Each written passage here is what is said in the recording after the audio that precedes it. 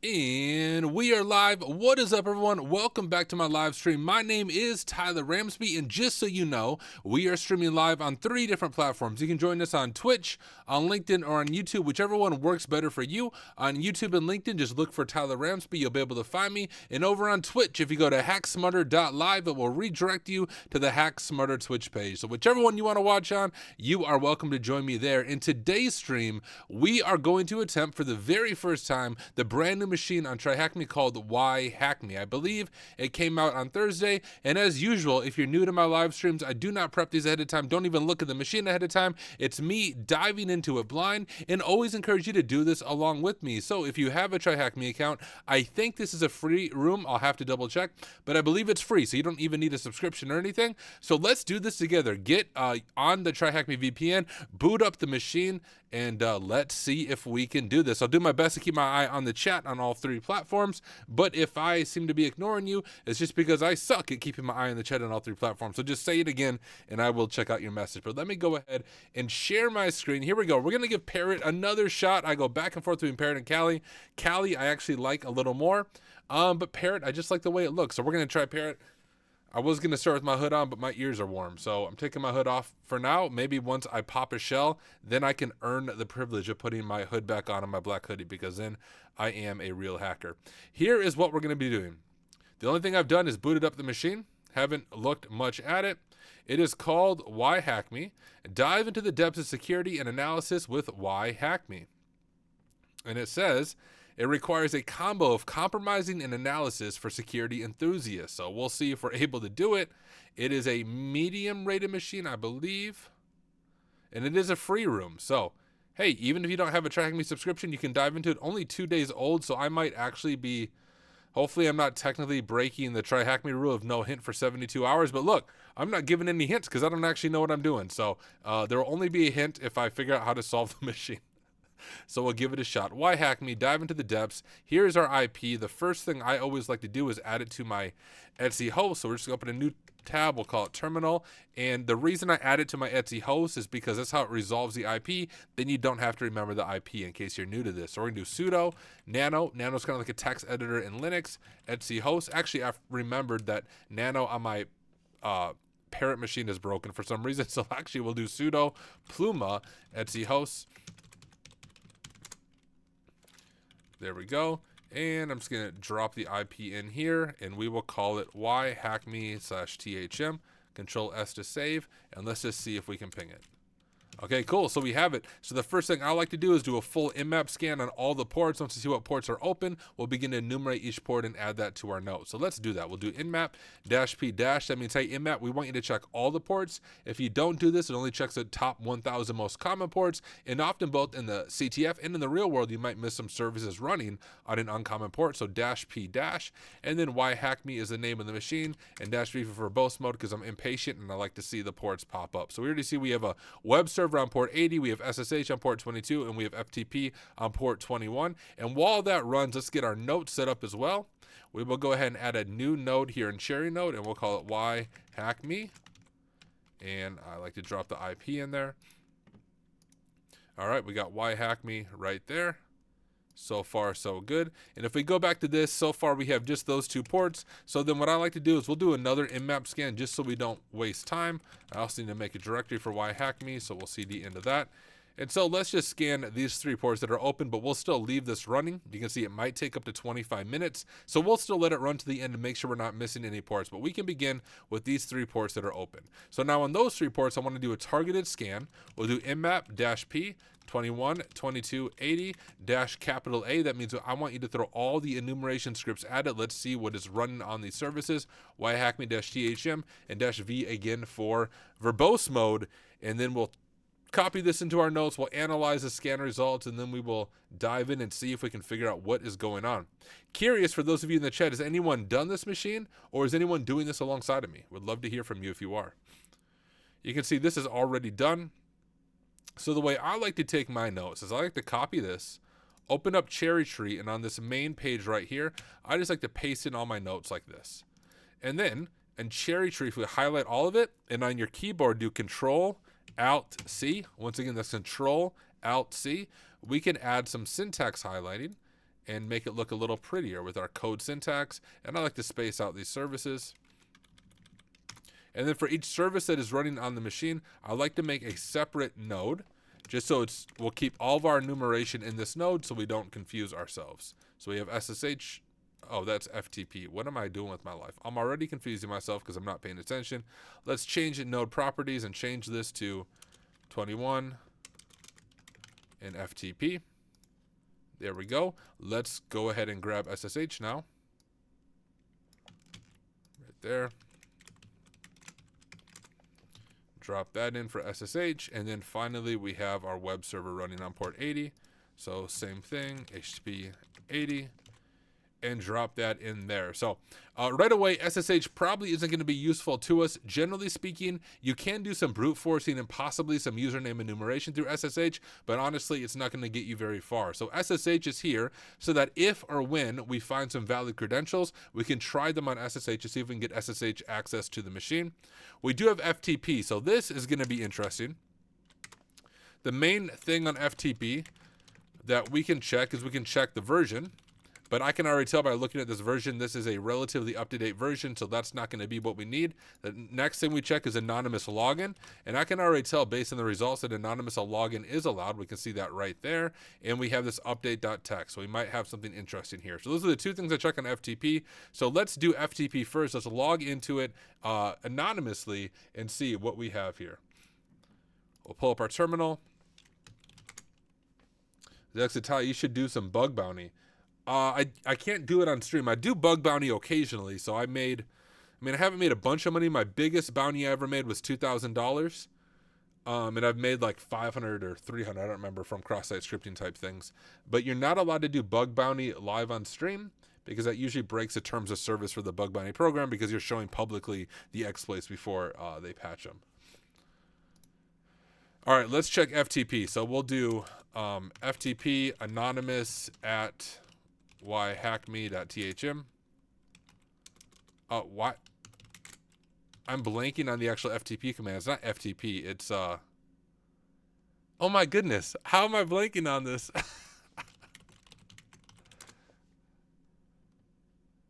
It's super easy.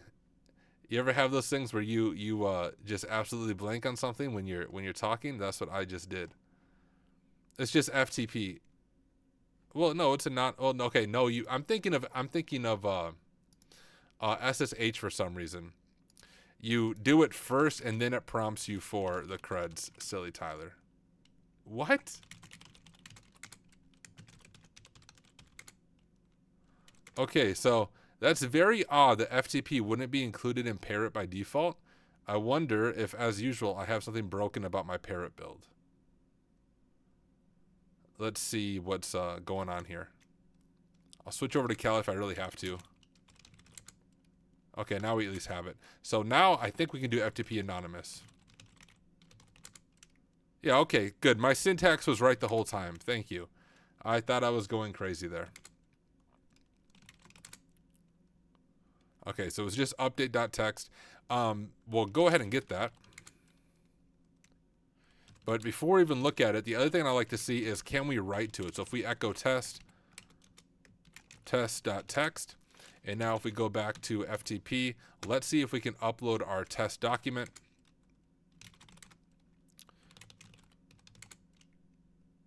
Okay, so we can't write to it, but anonymous access is allowed.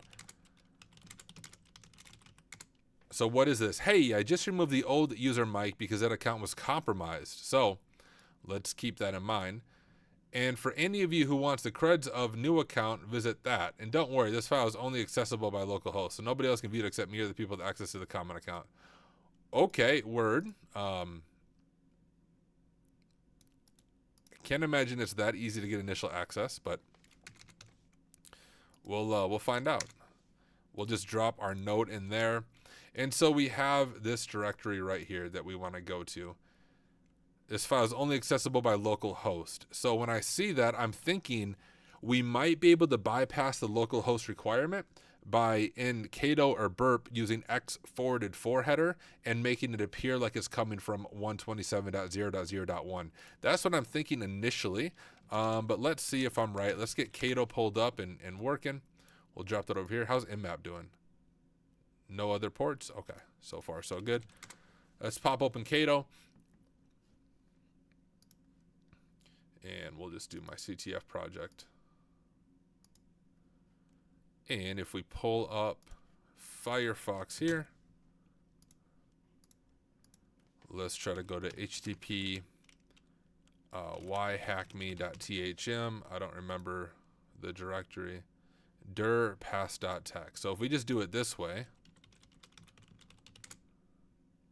you don't have permission because it's checking if we are local host. Now there is a chance if we turn on intercept and try it now. What if I do this?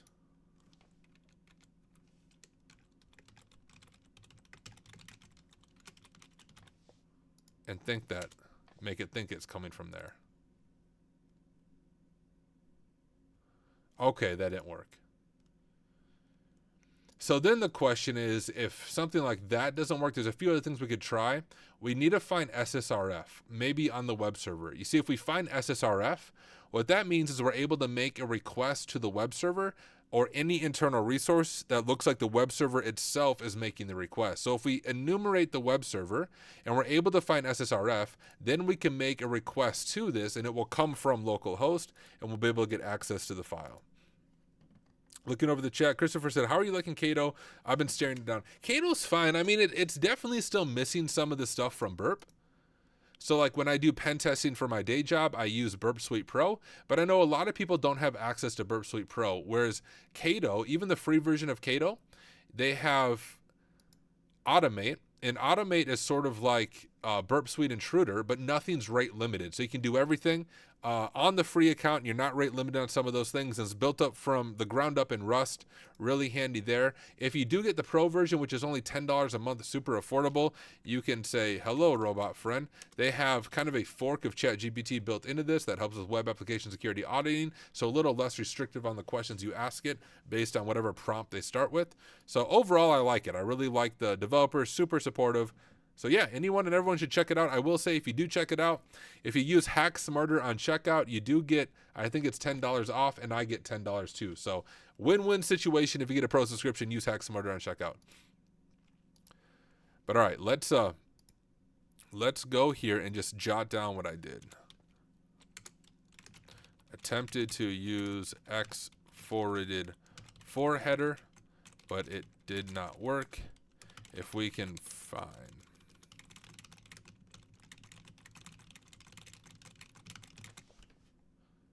So now let's go to here. And when I'm attacking HTTP, there's a few things I like to do. One is we'll use GoBuster to see what directories are available. We'll use FUF to check for any vhosts or virtual hosts that might be running.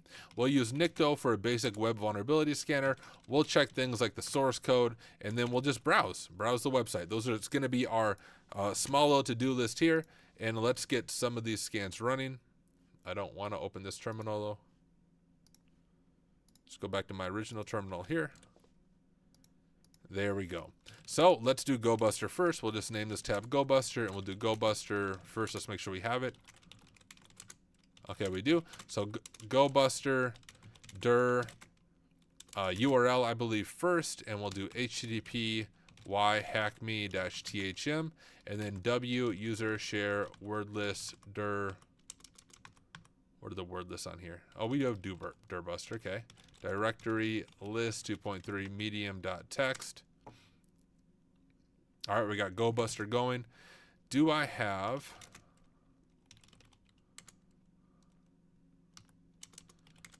my vhost scanner on here?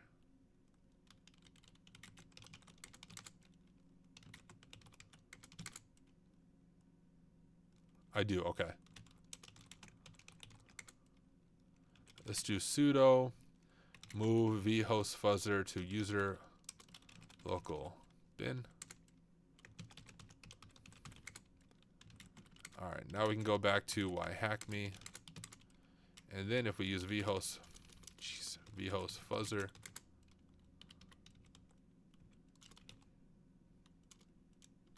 was that not the name of it? Oh my goodness, I'm having all kinds of issues.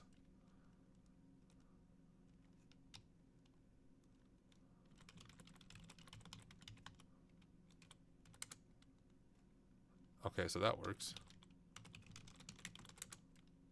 Oh, did I not do SSH the first time?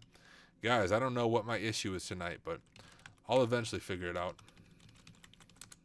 There we go. That's what I was trying to do. So this is a little script I wrote, super easy.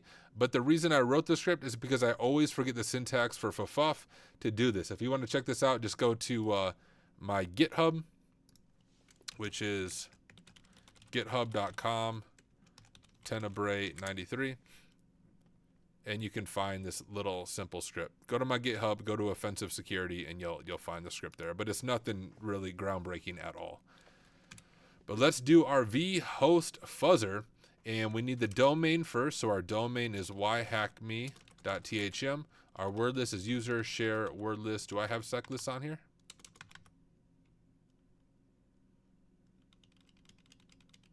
I don't have sec lists. We'll just use the same dirbuster. Honestly, that's probably going to be fine. Directory list 2.3 medium. And then it says our URL, which is whyhackme.thm. Our FS filter, we don't know what that is yet. Okay, so our FS filter is right here. It's the size. We want to filter it by the size so we know whether or not it's actually valid. So we'll change our FS filter to 563. And now we are good to go. We'll let this thing run. We'll change it to vhost, so we're enumerating vhosts. Let's get nicto going as well. Nicto-h whyhack.thm. All right. Let me make sure I'm not missing anything over in the chat.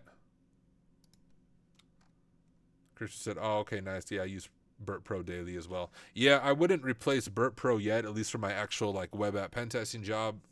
But it's Cato is really coming along far, and more competition the better. So hopefully one day I'll be able to replace Burp completely with Cato, but I don't think it's there yet personally. But I want to support the developers. That's why I have a pro subscription and why I stream it. Okay. Nmap full. We don't have any other things on here. GoBuster, we just have dirt and assets so far. vhost, we have nothing thus far. Nicto has nothing too interesting so far. So let's go ahead and just check out this web server and see what we have going. Welcome to my personal website. Please read my first blog at blog.php. New blogs are coming soon. Please be patient. Made with love. All right, let me go ahead and grab a screenshot of this just for our notes, so we know that's on the index page. So we'll just drop that in there. It's fine. And is there anything interesting in the source code?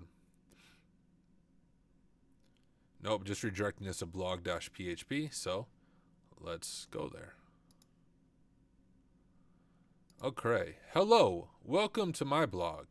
My first blog. Lorem ipsum dolor sit amet. My life's been changed by this blog, ladies and gentlemen. To comment, you need to be logged in. To log in, please visit this link. All comments, name admin. Hey people, I'll be monitoring your comments, so please be safe and civil. Okay. So right away, that should draw our attention to possibly cross-site scripting. We have a comment section on what appears to be an undeveloped blog. So if it's not encoding HTML properly, and if we know the admin is monitoring the comments, we might be able to steal the admin's cookie by posting a comment that contains cross-site scripting. So that's my new attack plan in my head based on the information we have thus far. Enter your username and password. Do I need to make an account? Oh no, I need to be logged in. Okay, well, let's see if we can log in. Let's just see what the login process is like.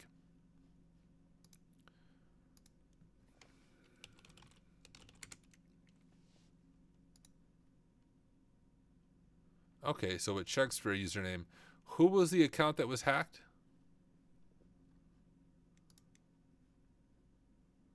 Mike?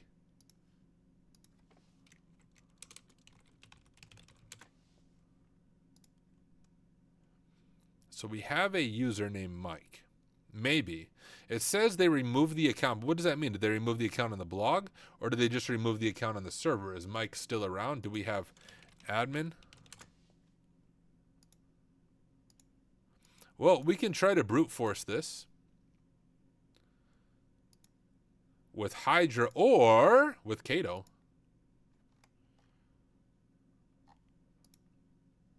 But let's take a screenshot of it.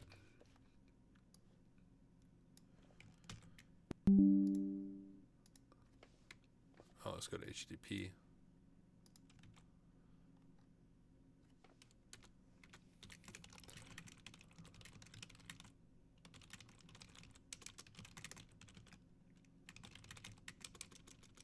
Since it is being monitored by the admin, have to be logged in to create a comment. Things to check. We could check things like SQL injection here.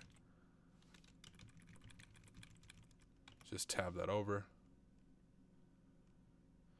So we'll check SQL injection. We'll try to just brute force with the Mike account.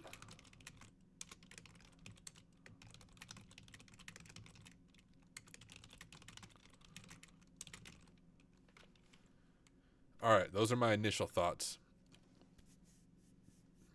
AZ Cowboy 1, what did I miss? Nothing so far, dude. We're just getting started.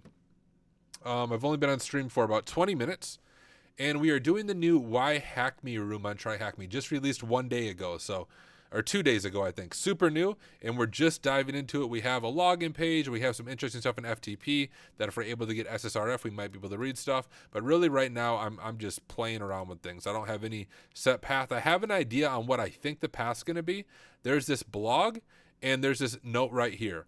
Hey, people, I'll be monitoring your comments, so please be safe and civil. So I think if we can get logged in, we know admin's a valid user. If we can get logged in, I doubt this is encoding HTML properly, so we'd probably be able to leave a cross-site scripting payload.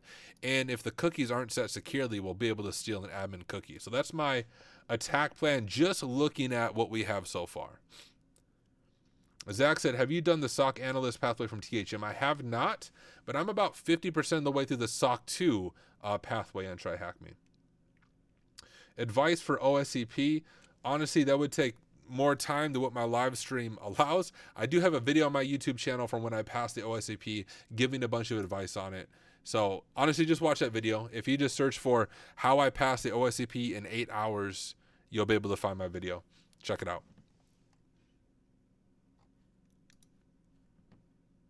All right, want to make sure I'm not missing anything on chat. Okay. So far, so good. Let's keep checking out what we're gonna do. So first, let's try some basic like injection attacks. I'm actually gonna do test first. We'll do test, and I'm gonna YOLO it and throw the whole thing in SQL map, and just see if it finds anything. We'll copy that, go back to our terminal. CD TryHackMe, WhyHackMe, nano. I forgot I don't have nano. Post.txt. Save that. Please tell me SQL map's on here. Okay, cool. SQL map -R for our request. Post.txt.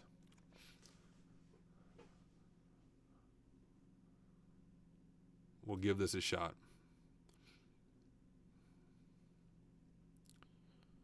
It shouldn't take too long for it to figure out if it might be vulnerable to this. General over on Twitch said extension endure bus in context. Oh, sure, like the PHP extension. Good call. We might need to add that since we know it's PHP.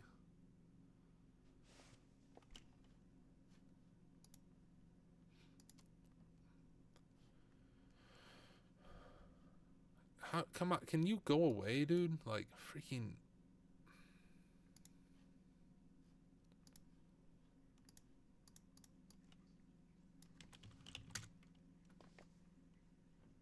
Oh, we do have directory listing. So just so you guys know, on an actual pen test, this would be a finding, like a low finding of directory listings enabled. You shouldn't have that enabled.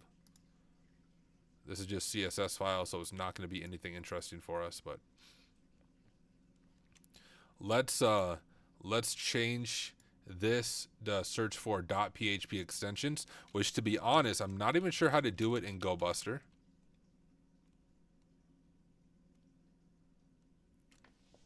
File containing, not replacement patterns.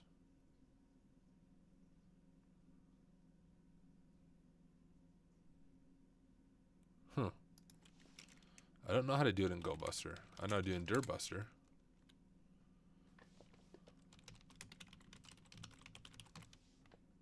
YOLO, don't do that in a real pen test.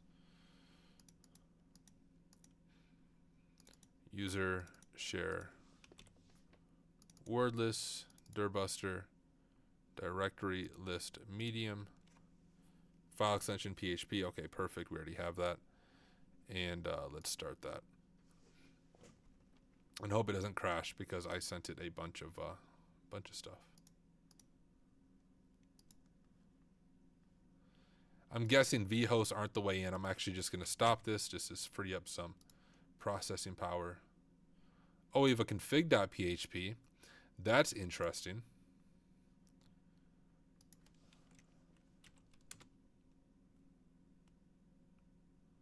Oh no, unable to connect to the target URL. Did I crash the server? Shoot.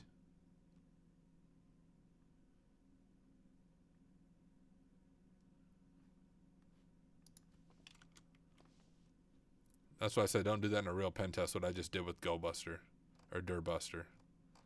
That can happen. It's not a big deal if we do it now, but it's kind of a big deal if you do it on a real pen test. Yeah, shoot, I think I crashed it.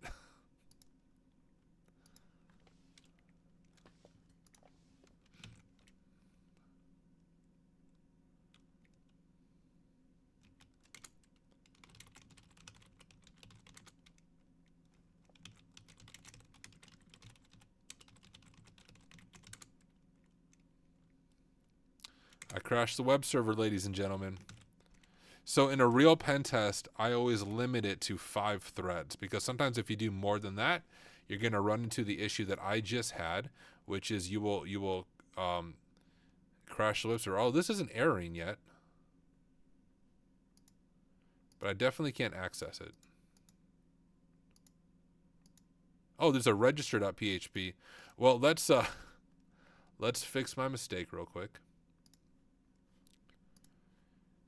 And we're going to restart our machine. I'll walk the walk of shame. And I think let's try the register once we get it back up because all I need is an account. Because once I have an account, I can probably do cross-site scripting on this beast and steal an admin's cookie. I'm almost certain that's going to be the initial attack way because this is a very good hint that our admin's reading our comment. So let's try to register an account. And if that doesn't work, we'll go back to DirBusting it, but I won't kill it. Oh, hey, we found it here too. Oh no, this is DirBuster itself. So we're going to check this out. It's a 200, so we know we're able to access the page, so that's all positive. We have a config.php too that might be interesting if we can even read it. PHP server side, so it probably isn't going to show us anything, but we'll give it a shot. Looking at the chat, xphp, that's what I wanted you to find. Oh, are you referring to the register? Gotcha. Thank you.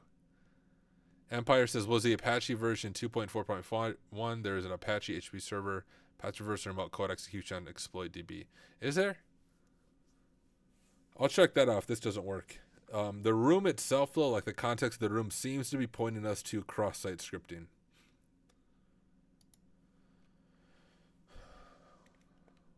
Don't know if this is going to be ready yet or not.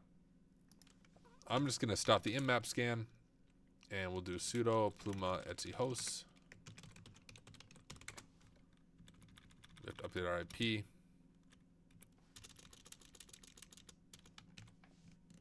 Save it.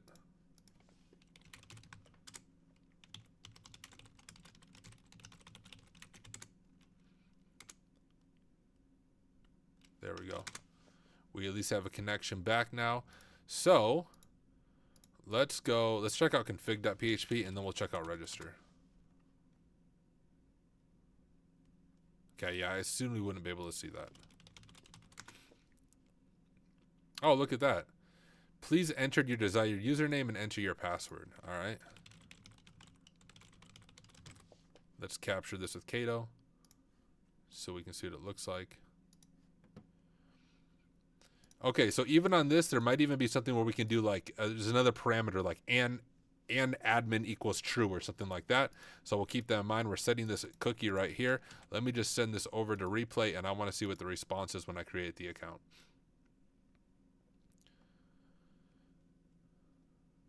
Your account has been registered. Now you may log in here.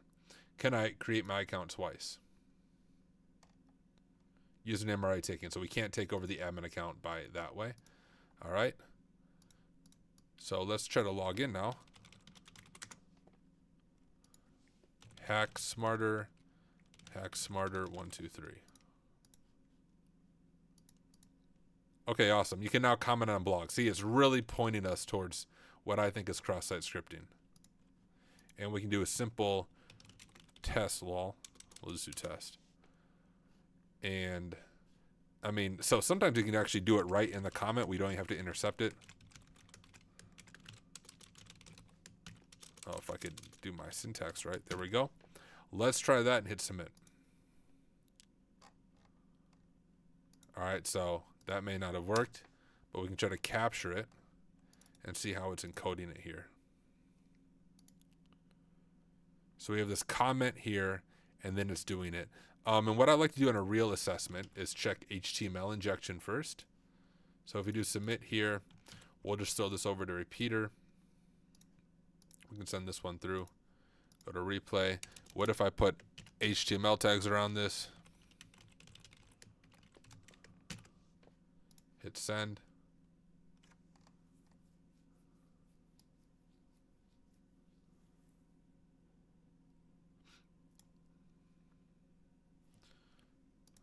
May have actually. Okay. So we might have to escape whatever is in here, stopping us from executing code. I can see it's successfully grabbing my HTML. Let's see how this looks again. So what it goes comment, what if we end it with like, what if we go H2, escape that string, and then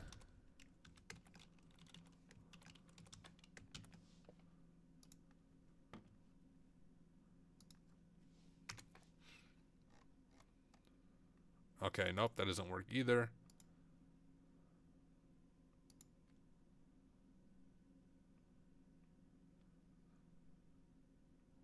So then the question is, although it looks the same, what about on the name? Can we execute JavaScript on our actual name? Well, I suppose I already have this. Let me make this big. What if I do something like this?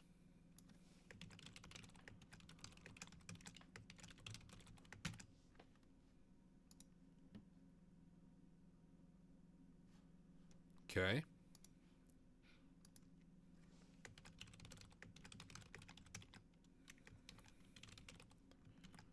Oh, wait. I don't need to register. I need to log in.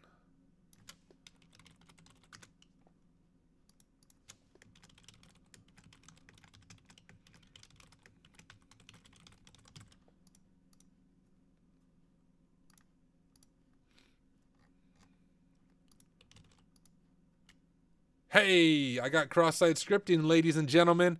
That's what I'm talking about. So it's in the name. It's in the name. I'm glad I followed my hunch right there. It wasn't in the comment, but it's in the name. So now any user who looks at this page, the JavaScript will be executed in the context of the user session. If the cookie is not set properly, we can steal the admin's cookie. And the way we can check that real quickly, we could try to steal our own cookie first. So let's just try to steal our own cookie. We'll make another one and we'll call it document cookie. I believe that's the syntax. I might have the syntax wrong there. We'll see. We'll go back to here. Login.php. Submit. Go to blog. We're going to see that one. See, any user who goes here now is going to have that executed in the context of their browser. Oh, I don't see cookie though.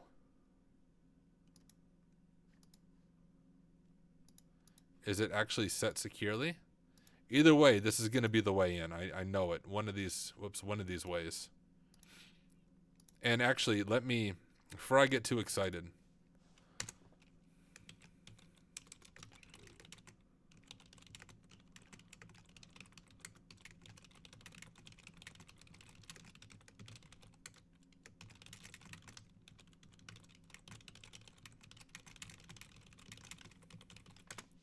so we have a finding right here, right? If this is a pen test report, this is a pretty high finding because it's stored cross-site scripting that affects any user, including admins who accesses the page.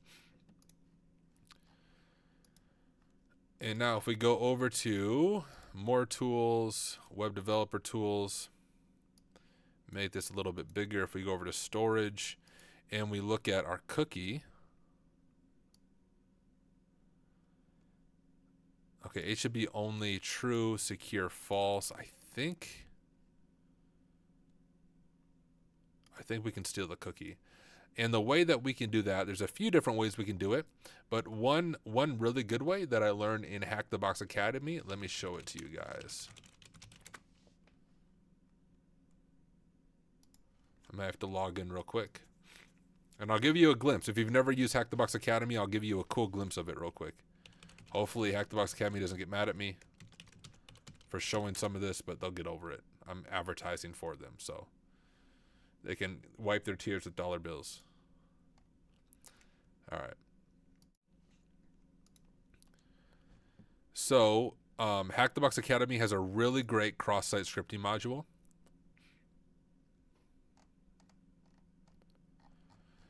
That I've completed, obviously, and we'll hit view. And they have a whole thing in here talking through session hijacking, which is what we're going to attempt to do. And I like the way they do it. I'm not going to give you too much information on it, but we're going to load a external script, essentially, that's going to steal the user's cookie.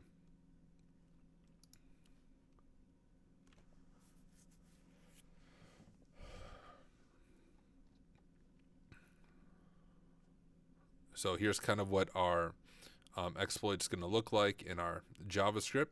So let's do this right here. What up, Simnatic? I can never say your name, my friend. Good to have you here. Whoops, I don't need to open a new terminal. No, so let's go to our current terminal.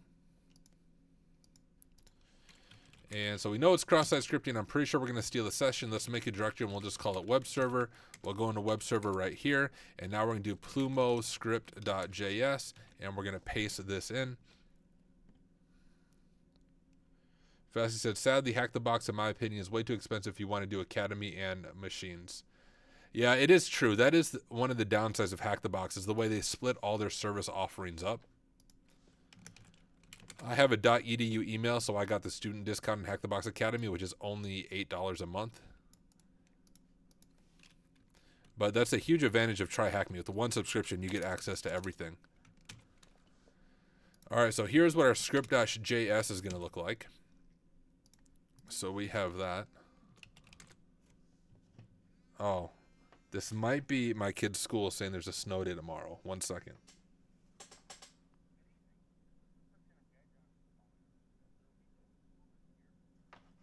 Yeah, my kids get a snow day tomorrow. We're expected 7 to 11 inches of snow overnight. So that was a school calling saying, yo, kids don't have school. They really enjoy school. They might honestly be a little bit disappointed. But okay, and we need to have an index.php. Oh.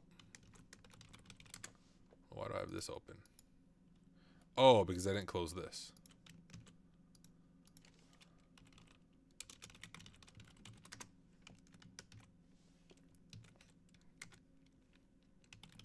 Okay, we have both of those files serving, and now we need to do our payload, which this payload right here will work just fine.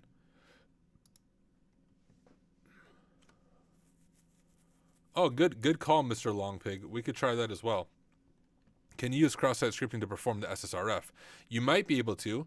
We would need the SSRF to perform, or essentially the admin to click it, And if they're doing it from a trusted host, to check that they are in a lab because they're doing it from the machine, it would send us the information in that SSRF. So good call. We'll check that out too. If this doesn't work, that's a good next thing to attempt. Oops. So that's going to be our payload. I already forgot my freaking IP though. All right, so there's our IP.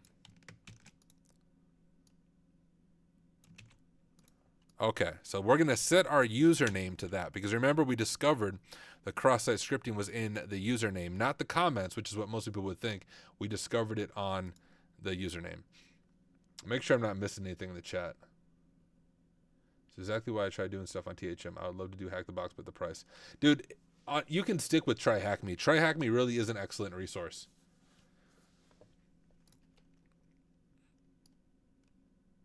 Hence why I'm doing TryHackMe right now. But here we go. This is going to execute when the admin looks at it. And we might be able to steal their cookie. I'm not sure. We'll know right away. Actually, I need to start my PHP server as well. We'll know right away if it works because we'll be able to see if we steal our own cookie. Isn't it PHP-S0? Okay, yeah, I was right. So this is what we're going to do for our command.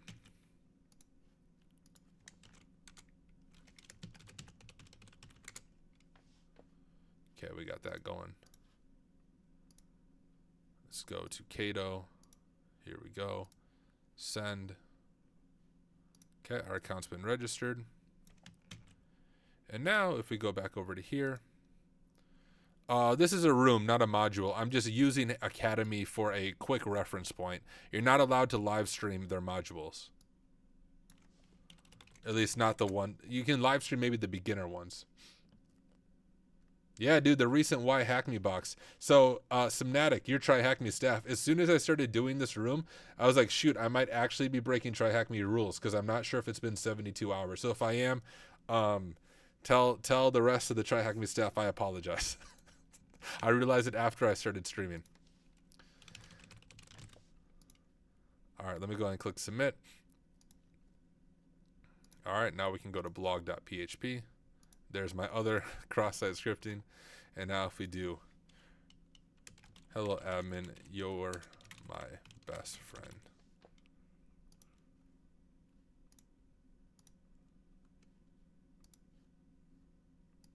Okay, so we're not going to be able to steal their cookie. If we were able to steal their cookie, what this would look like is it would be passing us the cookie information right here. But you can see it's not passing it. So I think we might follow the idea that Mr. Longpig said over on Twitch. We might be able to use cross-site scripting to perform the SSRF. That when the admin user reads this, we will, look, this is the admin, I think, user. You guys see that other GET request? That must have been the admin user right there. I think. We didn't even get to the index.php. But anyways, when the admin user reads it, we might be able to get the admin user to go to this location, which is only accessible from the local host, the dir pass.txt, and then we will append that so then it sends us the pass.txt, I think.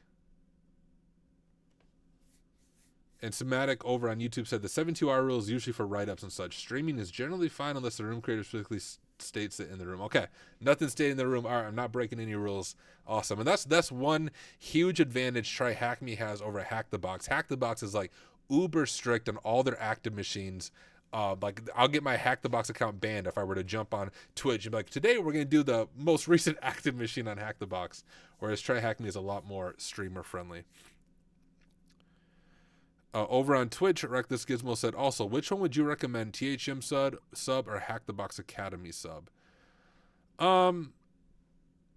You get a lot more for your money with the TryHackMe sub because with the TryHackMe sub, not only do you get all the learning paths, but you also get all the standalone CTF machines and the ones that are subscriber only. Additionally, kind of not really an insider thing, because I have a business account on TryHackMe, the Red Team Capstone, which in my opinion is the greatest network. I'm not just saying that. I've done the Pro Labs on Hack the Box. Red Team Capstone, in my opinion, beats them all because of how realistic it is and multiple ways to accomplish a path. But the Red Team Capstone network is going to be available for free to all premium subscribers. Now, if you know the network, it was available for 1 month to, I think everyone went a 7-day streak or something, and then it went business exclusive, but now they're re-releasing it so all subscribers will have access to it. Yo, that Red Team Capstone alone is worth the price of a TryHackMe subscription. I actually have a whole a promo video I made, and I sent it to TryHackMe. I think they're going to share it. So when they really launch that Red Team Capstone or relaunch it, you'll see a video coming to my YouTube where I share all the benefits of the Red Team Capstone. And it's created by my good friend Amoeba Man. In my opinion, one of the best room creators. So keep that in mind. That should encourage you to get a TryHackMe subscription, is to get access to the Red Team Capstone. It's an incredibly well done network. All right, gaming golfer, would there be any benefit in changing your payload from index.php to blog.php or login.php, as those are the pages you're browsing to? I don't think so. It would just redirect the admin user to those. What about beginner friendliness? Which one would you recommend? Oh, by far, TryHackMe for beginner friendliness. Hack the Box Academy claims it's for beginners, but yo, it's not. I get stuck on some of those modules. Definitely TryHackMe is way more beginner friendly. Good to hear from you all in the chat. I want to make sure I'm not missing anything on LinkedIn. I always have to refresh.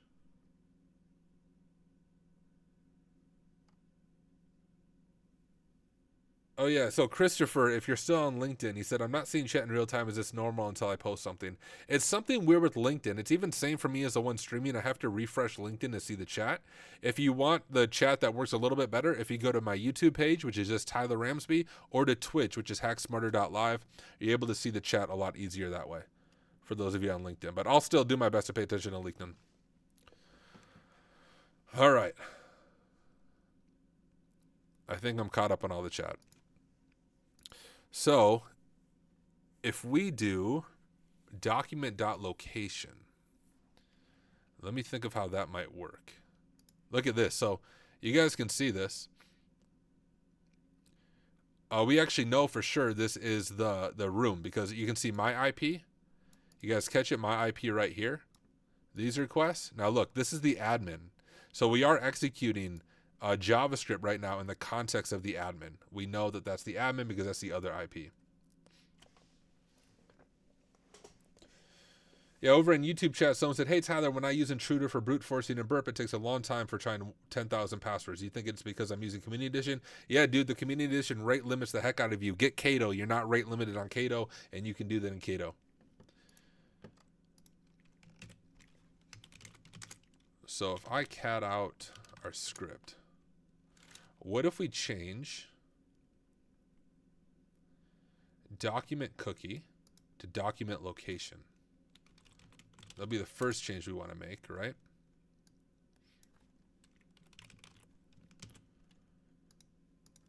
And then our payload.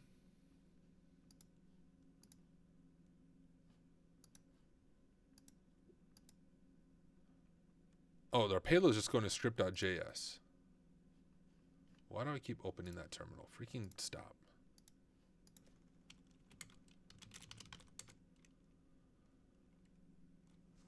But we need to specify the document location. We need to specify the page, which ask this.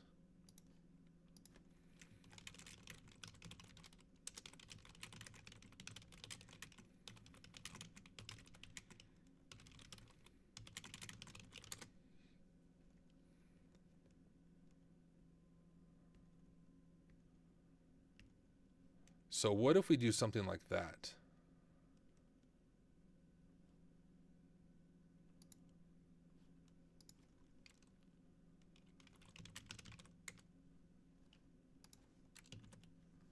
So if we do this.href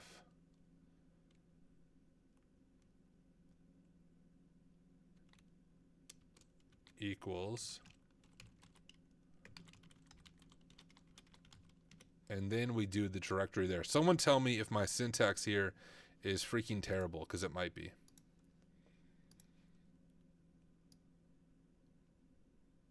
So dir pass.text.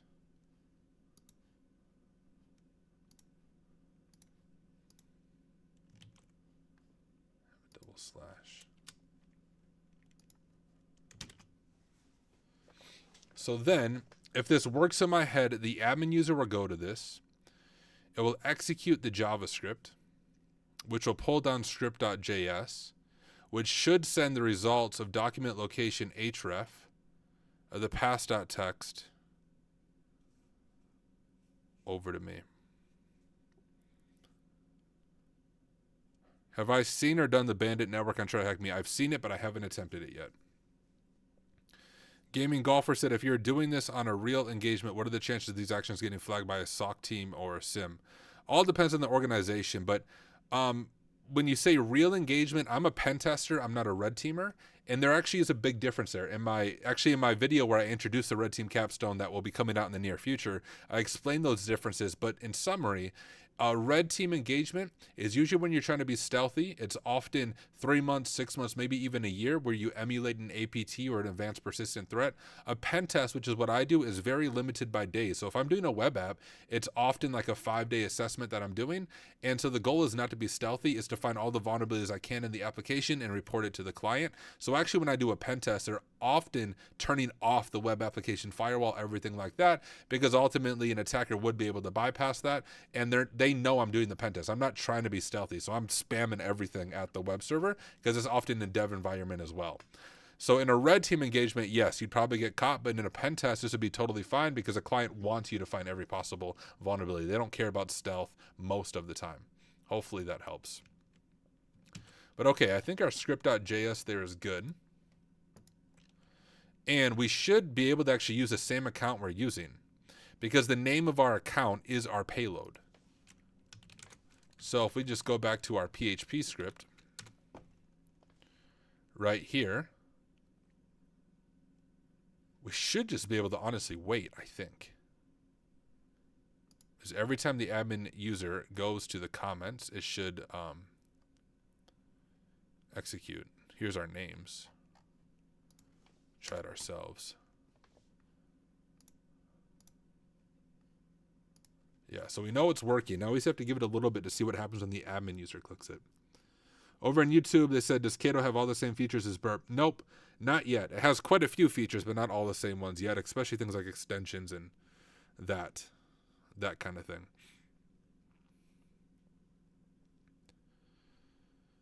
Do-do, do-do, do-do, do. It must be set to every minute, maybe every 2 minutes. I don't know.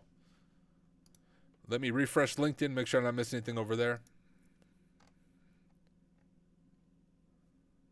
Shoot, I don't think it worked. We're going to have to look at our JavaScript.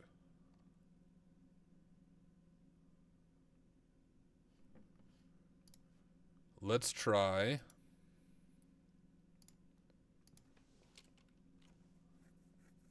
Yeah, Dual Fade. This is a little bit better than LinkedIn. Both Twitch and YouTube are better platforms for chat and whatnot. I think just because LinkedIn isn't made for live streaming.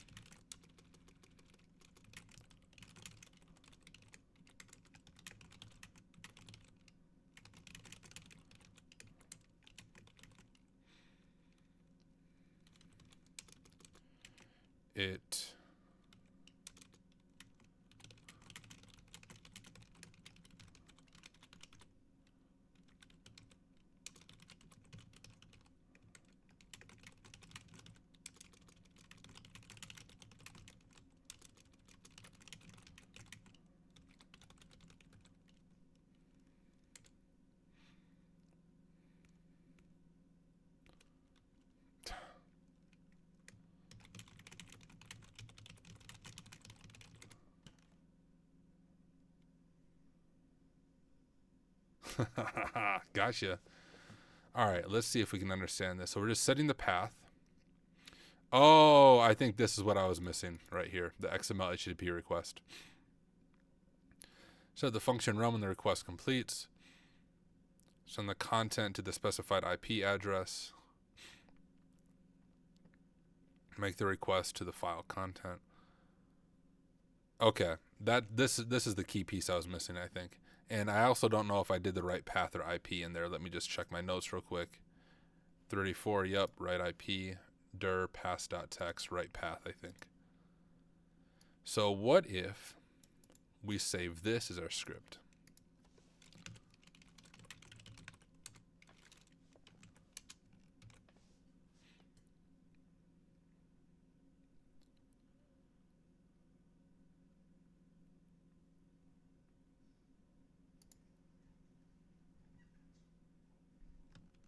And we probably don't have to do a full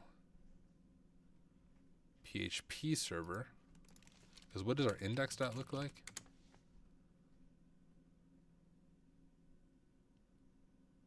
Yeah, so that's kind of an overkill. We're not trying to steal cookies. We can just do a Python web server, I think. And we'll see the information come through. Let's find out. Although I saw this come through right away.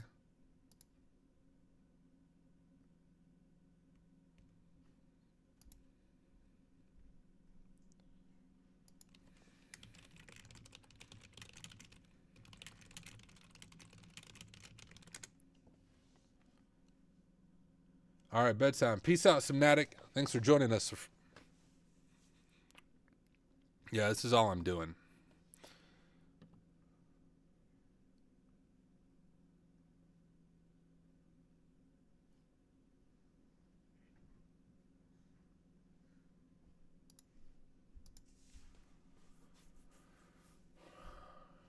I'm pretty sure this is the way in as soon as I can figure it out. See, it's getting it, but it's not sending anything to me. I mean, we can try this, but this is essentially what I'm doing.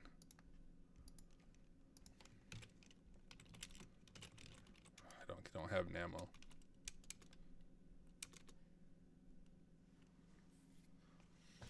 Because we should see any GET requests there.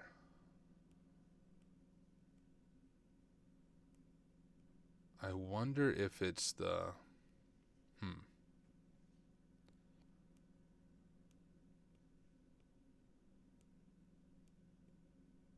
Instead, is there a spot to change password? We can make the admin change their password and then log in as the admin. Although I don't think we have that option.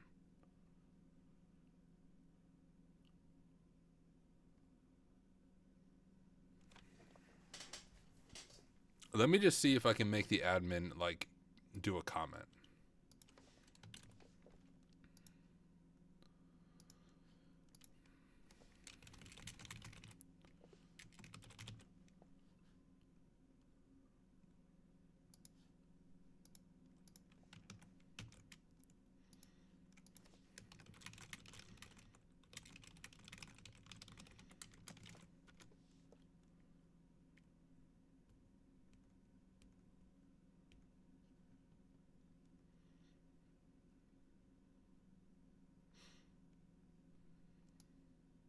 Just want to see if I can even get this to work for testing.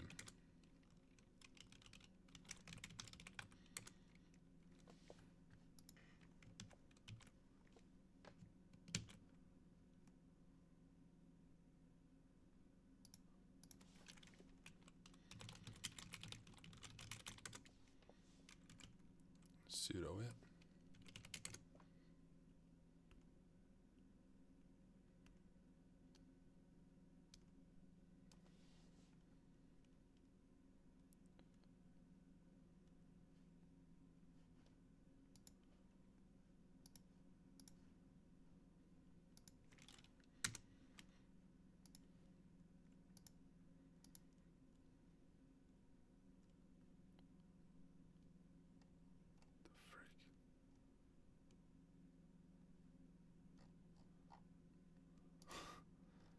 I don't think I did that right.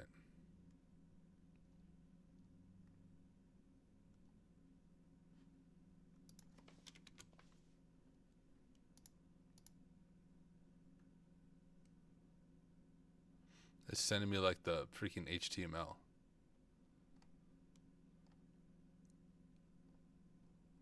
The admin just clicked it. It's not doing anything.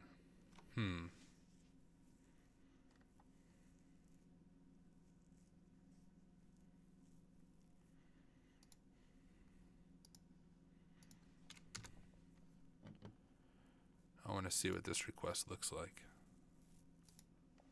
So it goes to script.js. Oh, and then it's trying to make the post.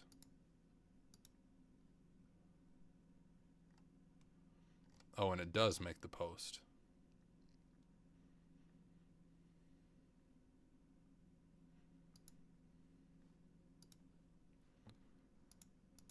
It just looks weird. Oh, shoot. Now it's going to do it a bunch of times, though. But it's not affecting the admin. You need the with credentials header for it to work on the admin. I'm not sure what that looks like. How would I know that?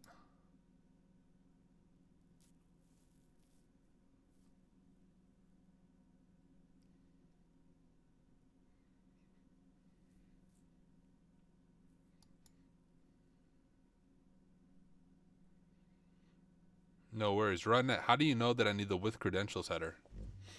I might be missing something obvious here. Clearly, cross-site scripting is the way in. With cross-site scripting, like if there was a spot where we could change passwords, we could target the admin and have them change their password. But I don't see that. Let me delete my comments though. Oh geez, I can't delete the comments for everybody else.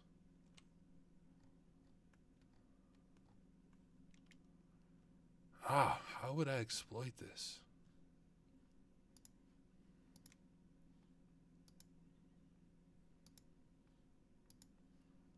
We have to get this file.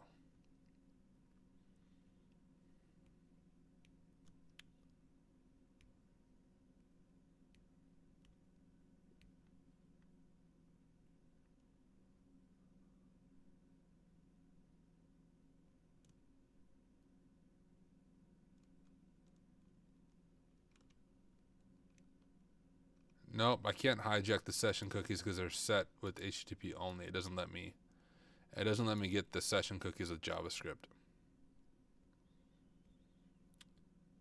We have to somehow do SSRF via cross-site scripting. I don't get why my initial payload didn't work. Not my initial one, this one.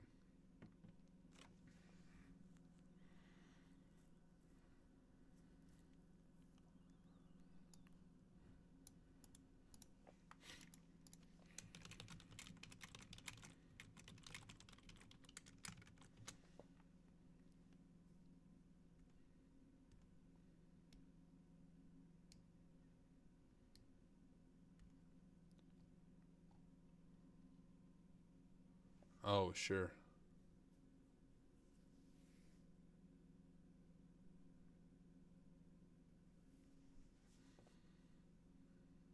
That won't work.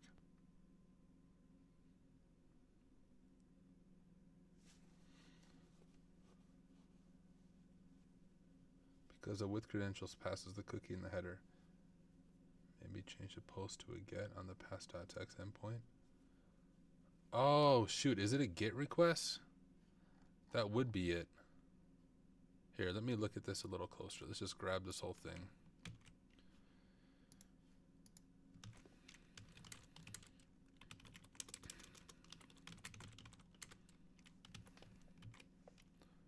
So here's our path. Request function if.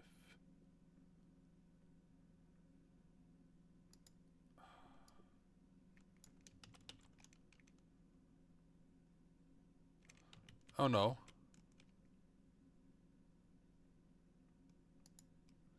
It's already making the GET request. Make the GET request to get the file content.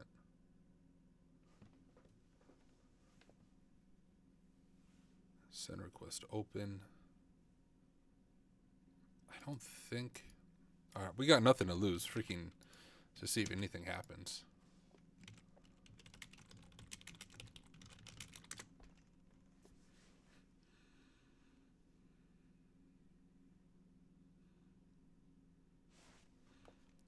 I still have script.js down here, right? That's what these are. Oh, shoot. Oh. Maybe I don't have it serving it anymore. Let's see if we get a request. Oh, no. Okay, I need to leave another comment.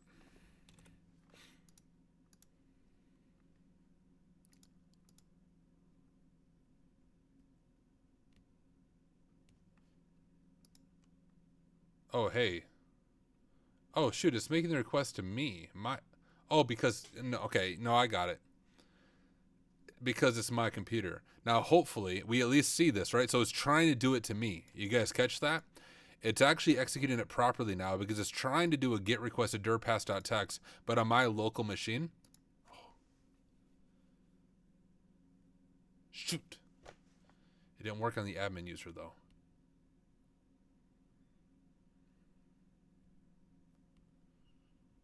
Because if I did something like...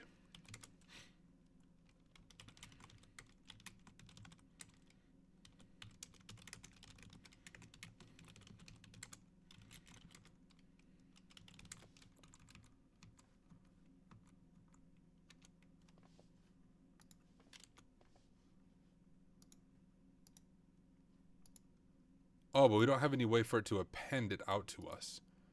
It's not sending us the content of the pass.txt. You see, it got it properly.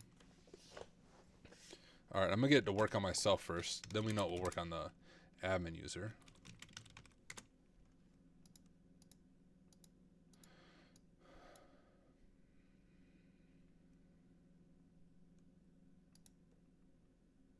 This should be right.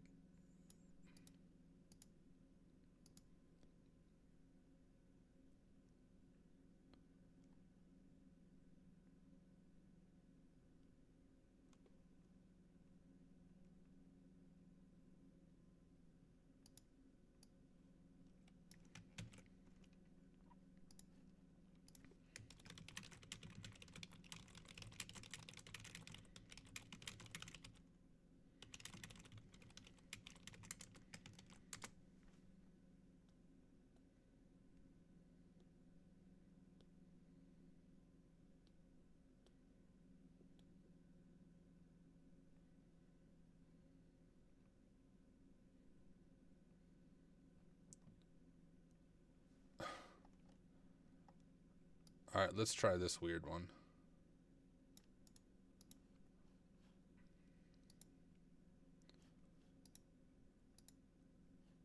Although, let's...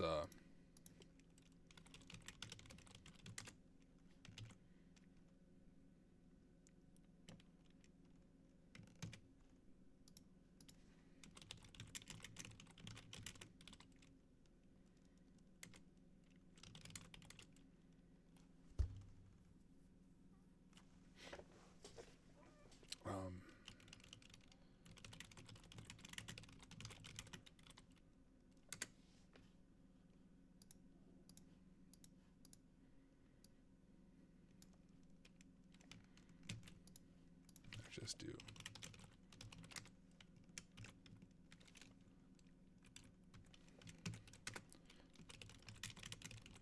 sudo python 3 m server 80.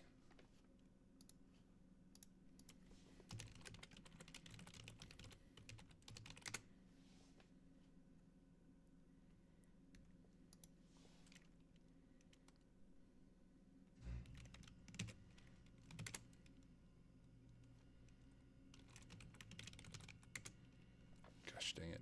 I know if you guys are saying stuff in chat, I'll look in a second. I'm not ignoring you. You're probably like, yo, Tyler, you're doing this wrong, bruh. Just what I changed before.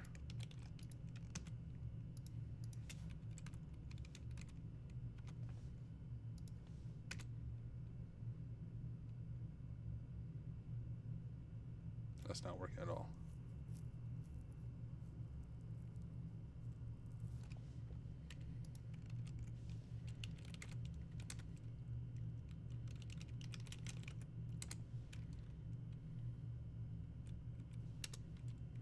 I forgot that Nano's broken. Gosh dang it.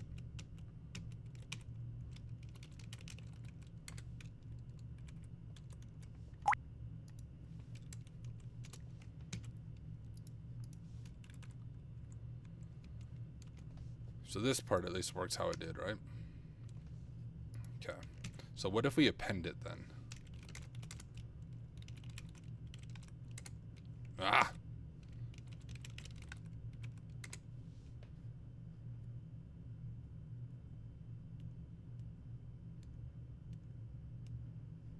Or, hold up.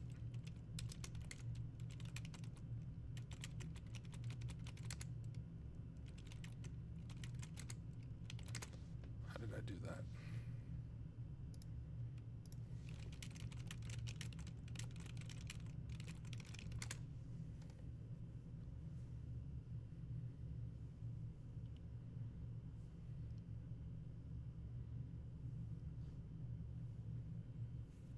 This, so what if we do the post request?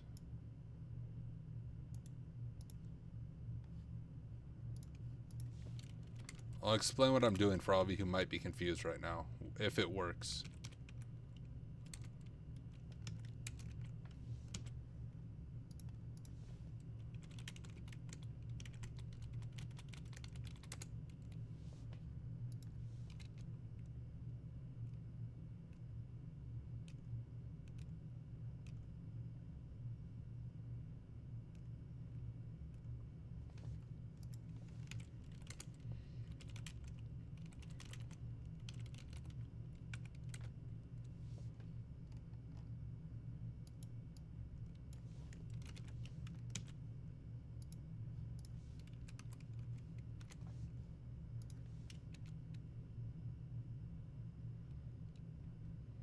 Okay, let me look at the chat.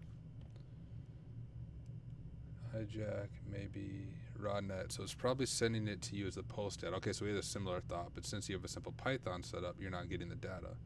Ask them to send it to you in a GET request on the data parameter. Do you know why the PHP server wouldn't work? Am I not parsing it properly?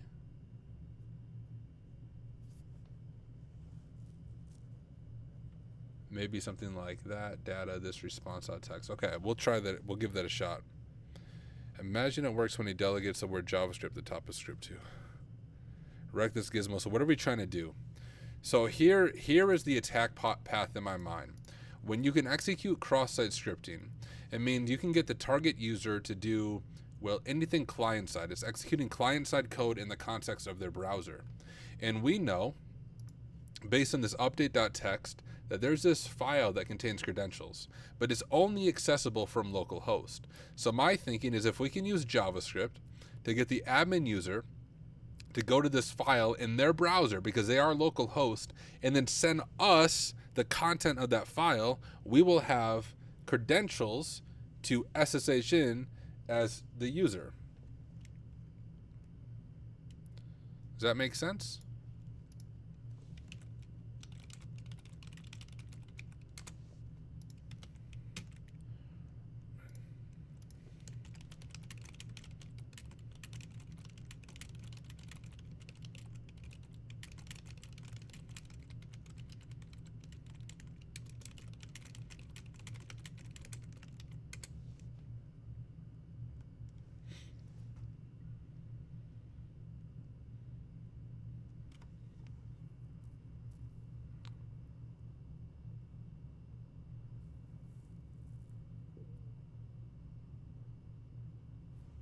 Yeah, okay, so that's what I was thinking, something like that.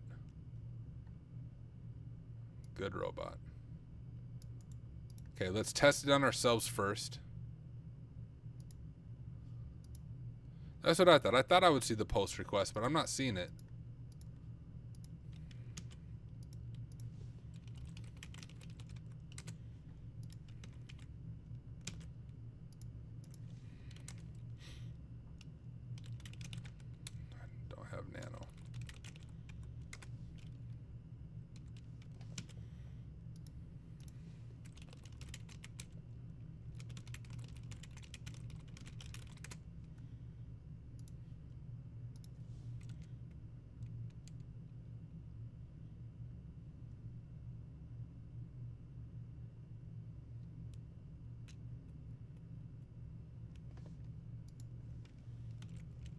Am I copying it into it?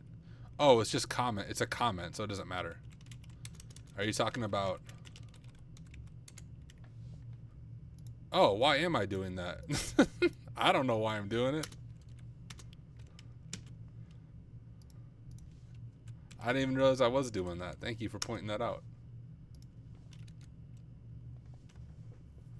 Gosh, it's not appending it.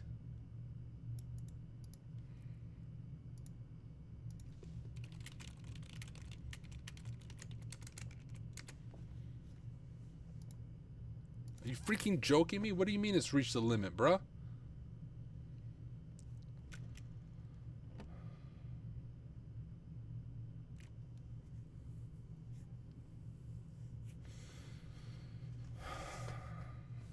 It's not getting to 404.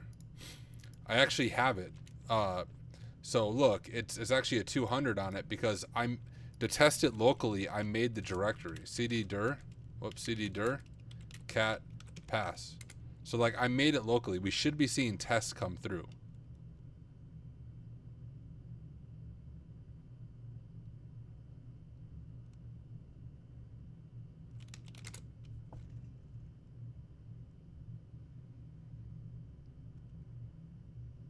Can I use JavaScript to copy the file into the root of the web server and then just read it? No. No, you can't do that because you can't execute like OS commands. I use Parrot and Kali. Depends how I'm feeling that day. I really use both pretty much equally. I don't have a preference.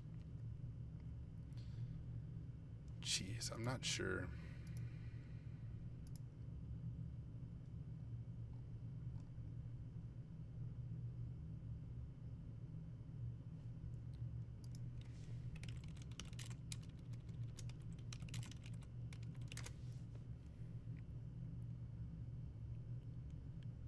Let's try Copilot. I don't know my freaking Microsoft login, guys. Stand by.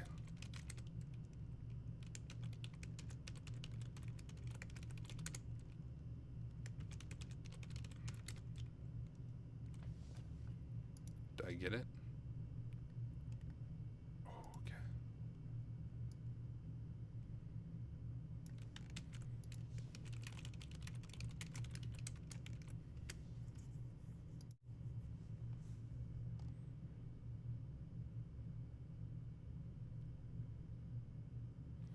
I don't give a crap is it vulnerable to cross-site scripting cat attacks.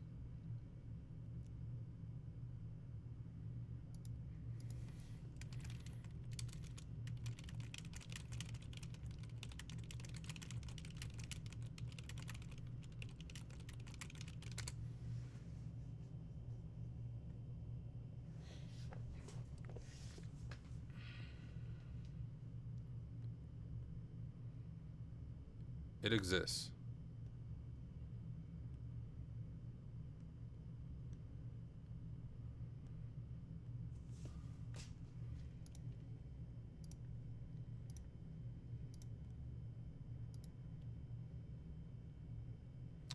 Oh.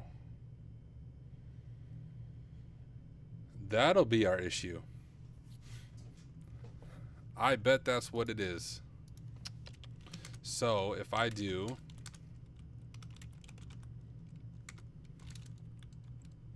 not that nano, not nano because I can't use nano.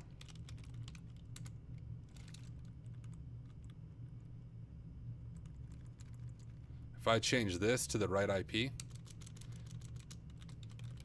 I bet it'll work.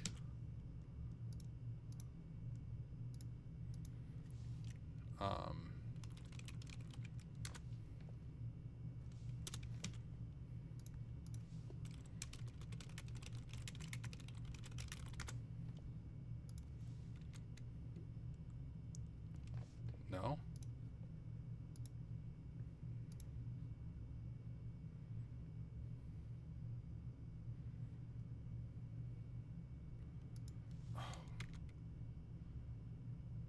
Okay, well I don't have things set up properly here, but it might.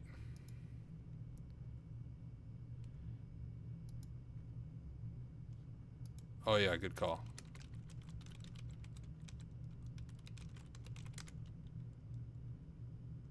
Okay, well we got the unsupported message. Perfect. Now we're at least trying to do a freaking post request.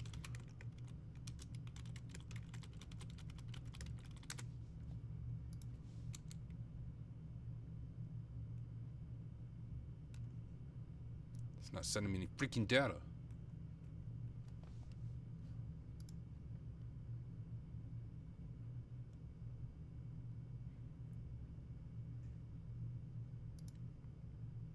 Wait, didn't I have one that was appending it? Isn't this the one appending it? Let's try this one real quick.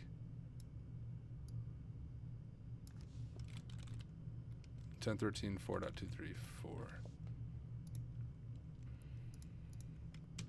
I think we're getting really close.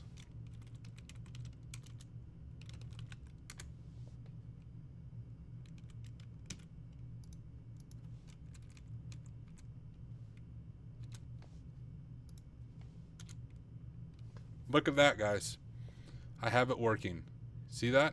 Test. Freaking beautiful. Now, we just need to make some slight modifications. So that was script 2, wasn't it? Let's copy this in. Let's copy this. Let's go pluma script.js. Let's paste this in, but we need to change this to the IP of our machine that we are attacking, which is this. First, I don't know if the room creator will ever watch this, but so far, yo, I really, really like this room. Like, I've been stuck on this for an hour and 20 minutes, but I've learned a lot just by being stuck here. This has been a lot of fun. So here's our path. So we're going to do the IP itself here, which should work. dir pass.text, because it'll make it from the admin. And then just going to send that content to my web server that I'm going to be hosting.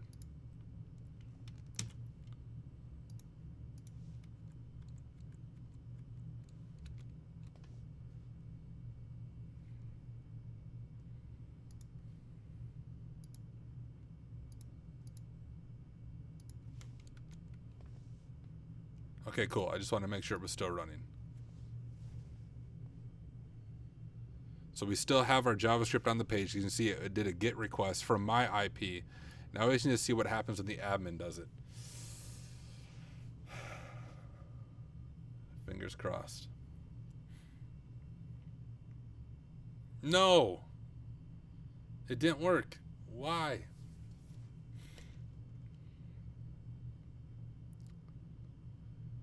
Why?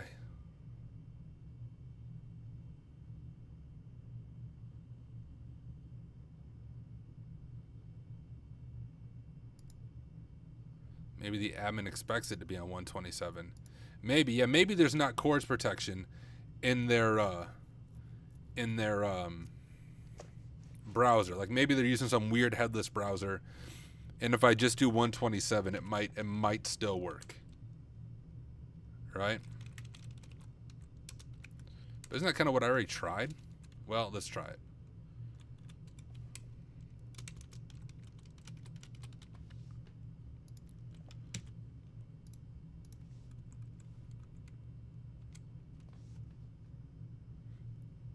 No, still nothing. Jeez, I might have to freaking sleep on this one, guys. Watch me be in a complete rabbit hole, and this isn't even the way in.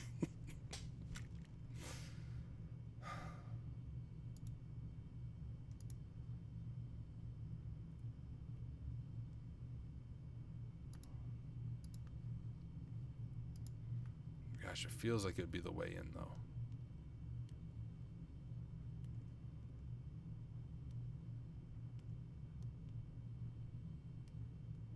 Try the host name. Yeah, good call.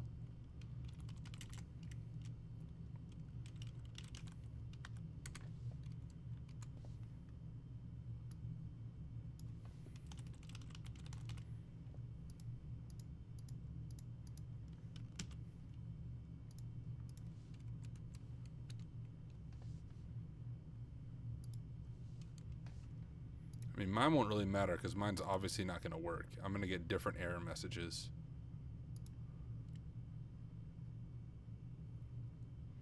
Yeah, like we're going to get that no matter what.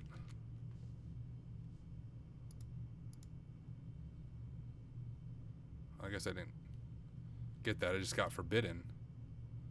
But I also have it saved in my Etsy host as whyhackme.thm. What if we just do localhost? I'm trying to think of how the machine is set up. The script wouldn't be looking for the IP because the IP is dynamically generated each time. So what if we just do localhost? I mean, 127.0.0.1 should be the same. Yeah, it all depends on what the script is visiting, how it's working. Let me try that once, and then I'm going to have to back up and do some more troubleshooting. Or go to bed. And admit defeat for tonight. And come back to it after I sleep. Gosh dang it. Freaking...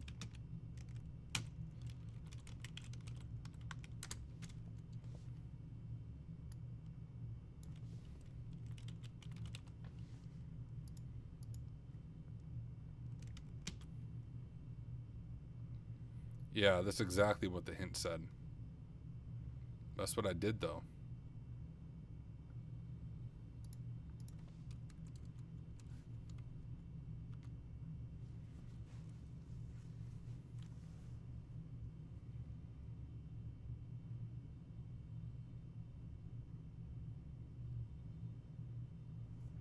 Okay. Did I break something with the script?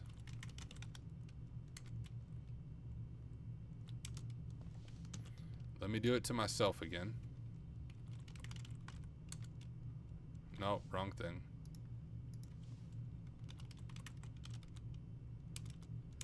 Pluma script.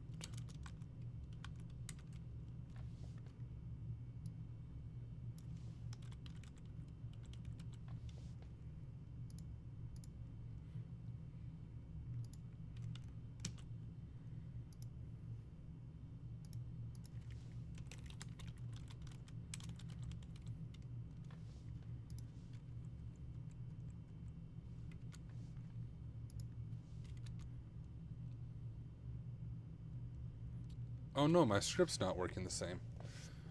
Okay, the freaking... What am I... Guys, I had it working. Did I not? What did I change?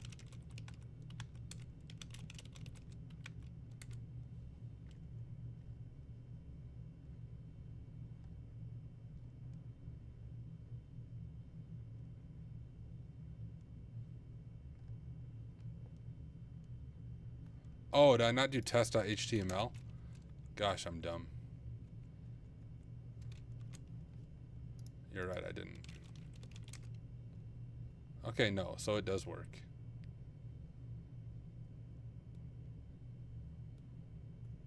Create a comment with admin. I mean, I could try to create a comment, but that won't do anything for me.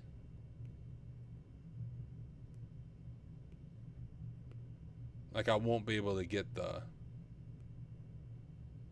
credentials, right? Unless I somehow create a comment with the credentials in it. Huh.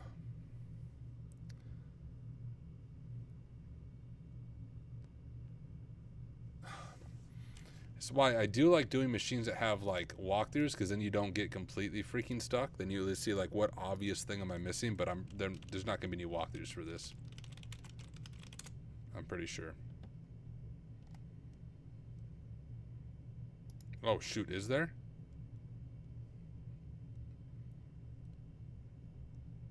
Oh. Alright, I'm looking at a walkthrough. I want to know what I'm missing.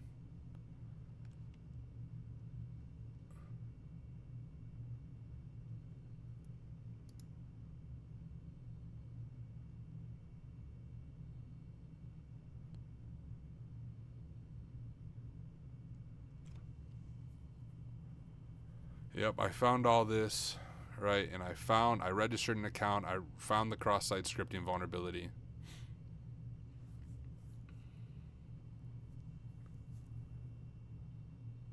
Yeah, but it works on the username. Yeah, okay. I noticed that right away, so I'm going to give myself credit for that.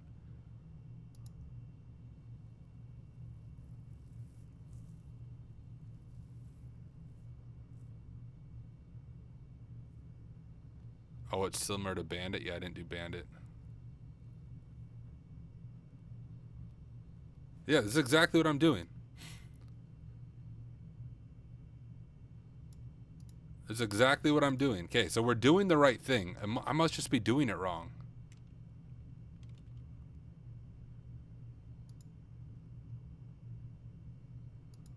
So that's just him testing the cross-site scripting.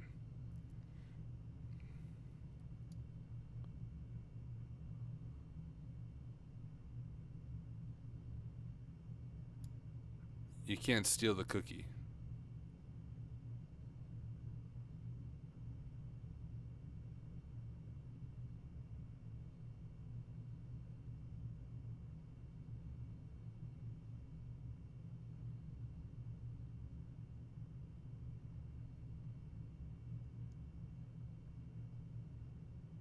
All right, let's check some of these links out ourselves.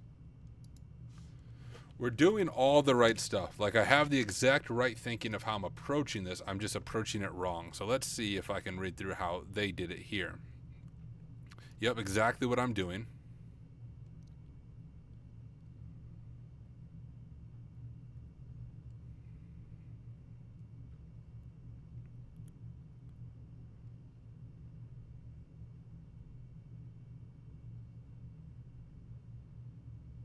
Oh. Is that my issue? I'm doing the full path?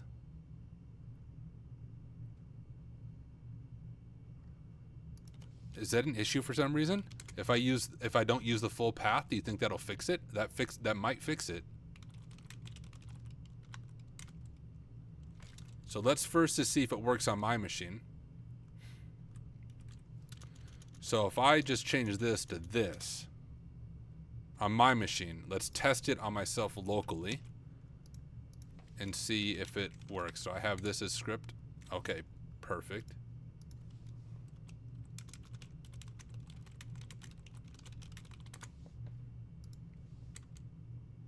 I still get the content. I wonder if that's the issue. For some reason, the way the bot is accessing it, it doesn't like the full path. Actually, I can leave that running. I have the payload on the blog. Right? Let's check. Oh, no, I don't have the payload. Oh, no, it got it. It did a GET request. Okay.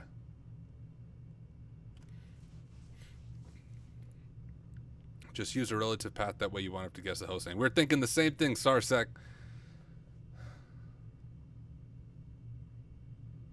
I'll wait for the admin to make the GET request.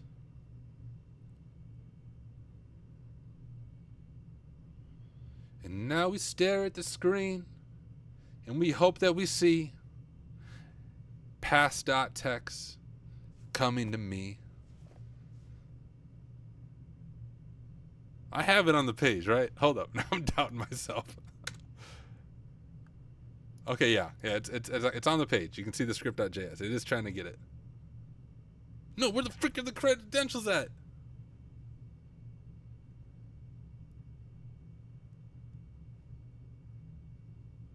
What are you talking about? Why does it not come through? Why does it not work? What the heck am I missing? I guarantee you it's something stupid. It works locally. Like, the script is literally working.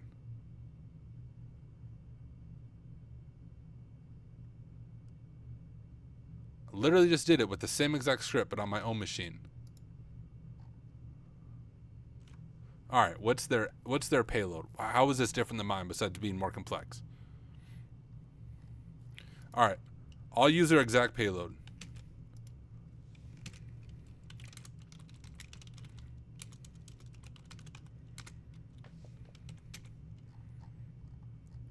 All right, we got to fill out a few things here.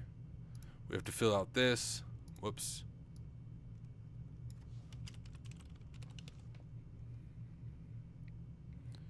Okay.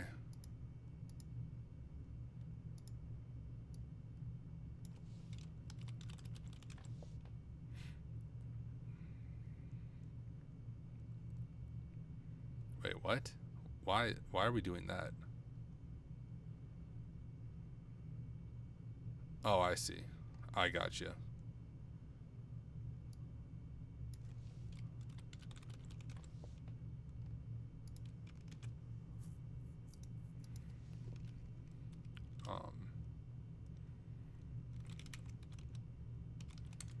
I might need that for it to work.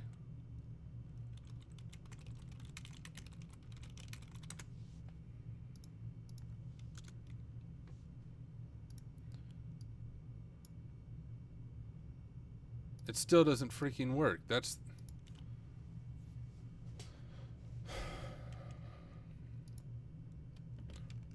Honestly, if it works locally, everything I do, why does it not work on the stupid freaking robot thing?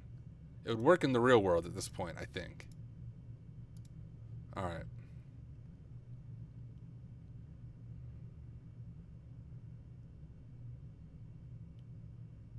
No, it doesn't work. It doesn't work.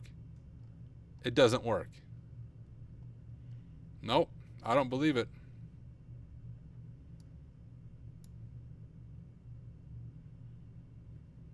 Mm-mm.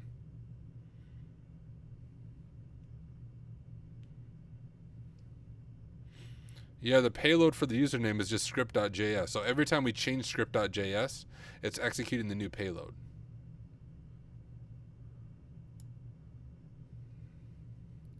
I don't believe it. It doesn't work. I'll prove it. I'm copying this exact thing.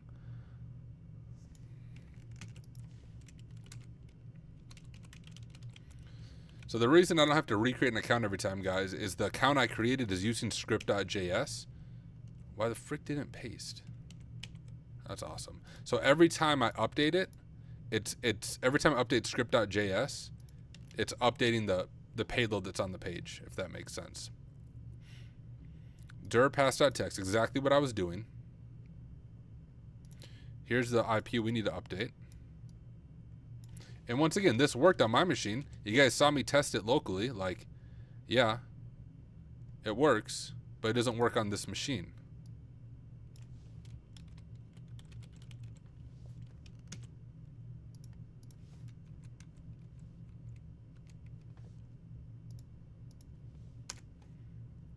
Works there, base 64.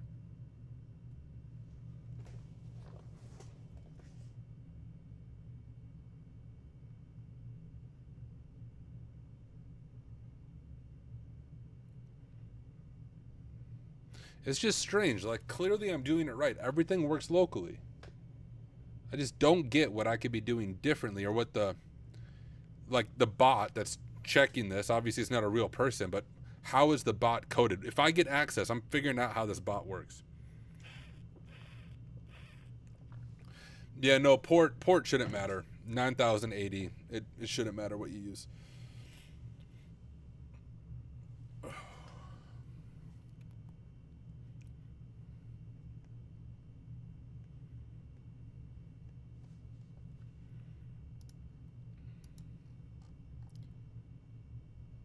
Oh my freaking goodness.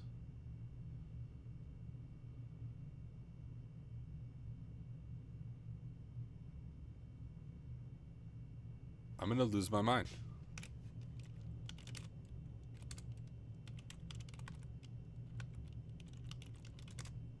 I'll make an entire new account. That's the only other thing I didn't do, but I shouldn't have to make a new account for this payload.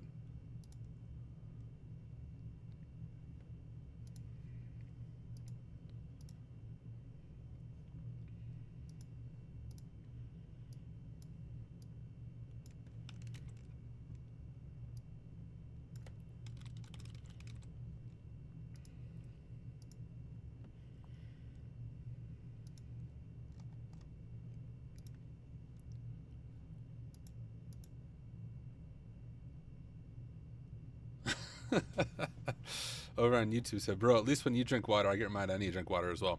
It's hard to talk. It's hard to talk this long without drinking a bunch of water. If this doesn't work, I'm calling it a night because I'm too frustrated to figure out why. I'm literally, like, I've been doing the right thing this entire time, in my humble opinion.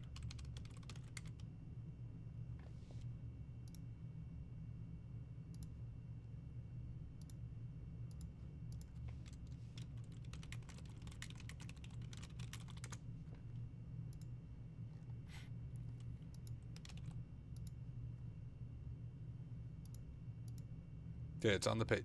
What the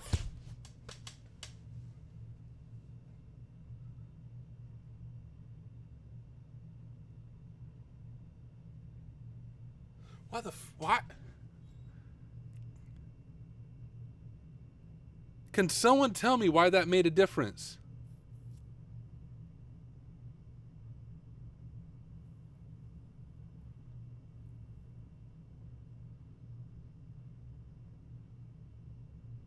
That shouldn't make a difference.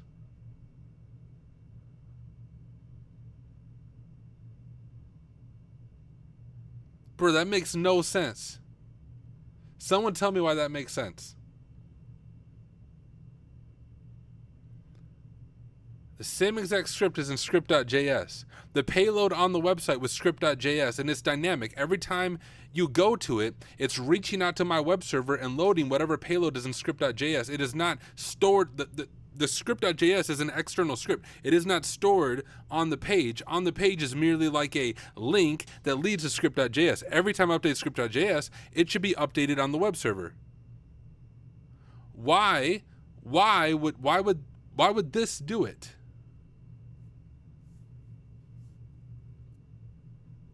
And it only worked once. Hold up, it only worked once.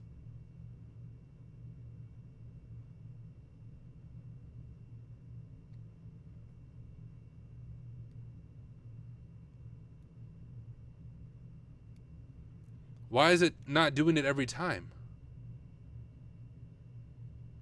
Gosh, every time I update script.js, I need to make a new comment. No, I didn't forget to change it. I shouldn't have to. That's not how, that's.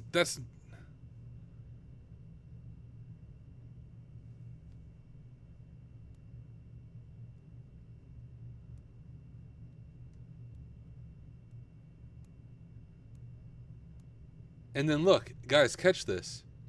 Maybe it did work. Maybe it did work one of the times I did it, but I missed it. Because I just want you guys to notice it only worked once. Right now, it's doing the same thing. It's getting the same script right here. You guys catch that? Wow. Y'all, I'm so confused.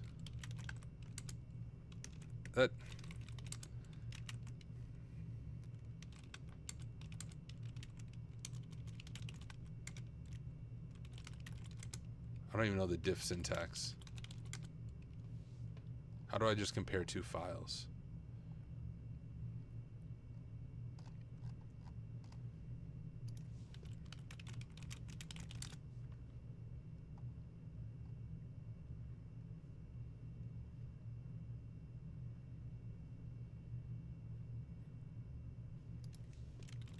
Is it just like...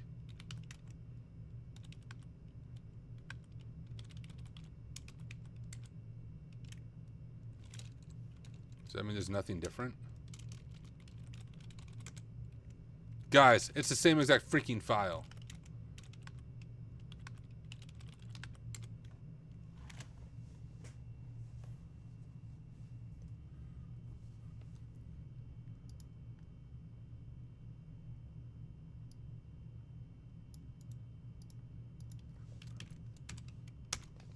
I want to know if it only does it, if it does it literally only do it once. I want to redo, like, I want to do this entire process again. Oh my gosh. Guys, it didn't work.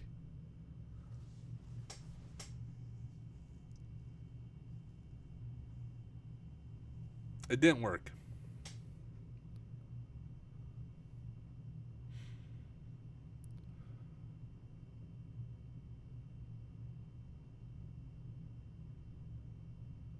It did not work.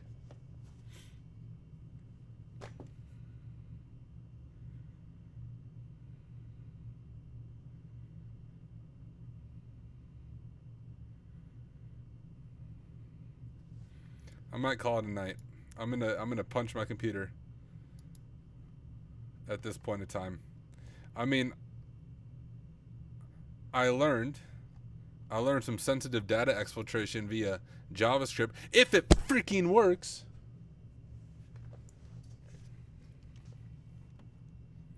but it doesn't. Maybe those alerts are messing it up. That's possible. Maybe that's the issue. I mean, once again, real world, it wouldn't freaking matter.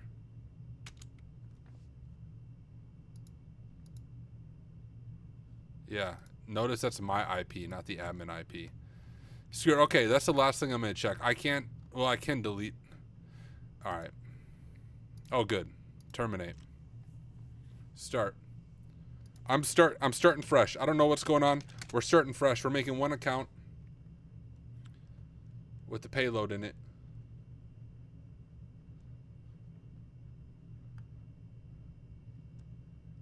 I still like this room though. I like it's a unique attack path.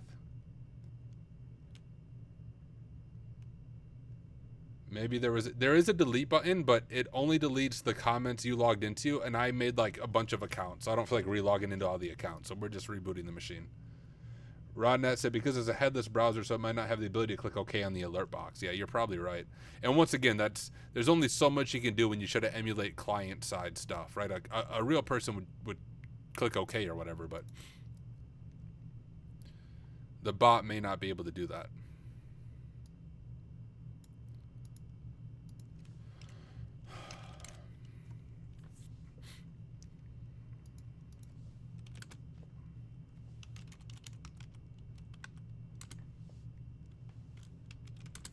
Now I want to use my original scripts.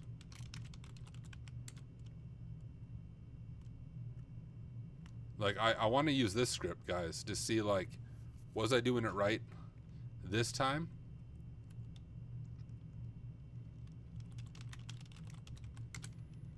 I don't just want the user flag. I want to understand why this stuff wasn't working. This should append it onto the end of this. It worked locally. So if there's no other alerts, maybe this will do it.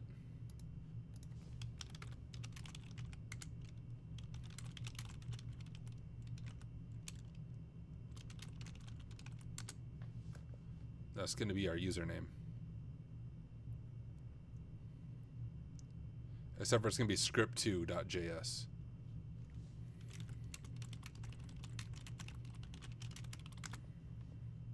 All right.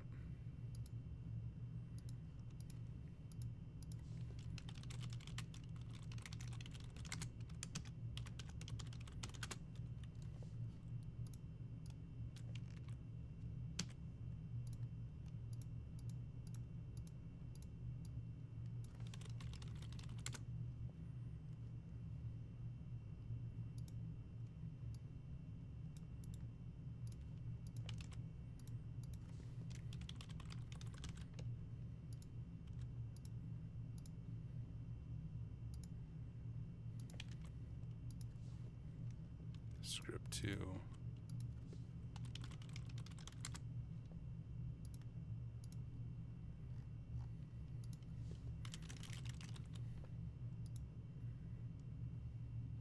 All right, we wait and see.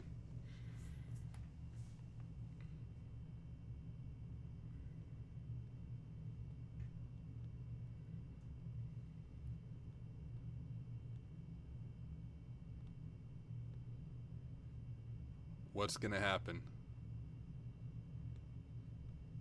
Will my screen break, ladies and gentlemen? Will I throw my microphone through my screen? Will I knock my webcam off? Or will we get past .text? That is the question. The anticipation is building.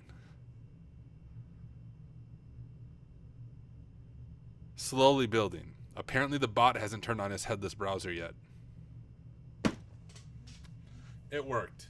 It freaking worked. Wow. So the reason it wasn't working was the alerts. Because it's a headless browser, it has no way of clicking OK on the alerts. I was doing it right this entire time. But it was the headless browser and not clicking OK on the alerts was the issue.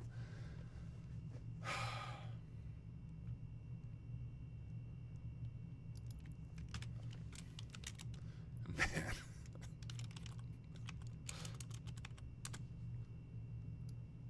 Here's my cool script. I'm saving this to my notes.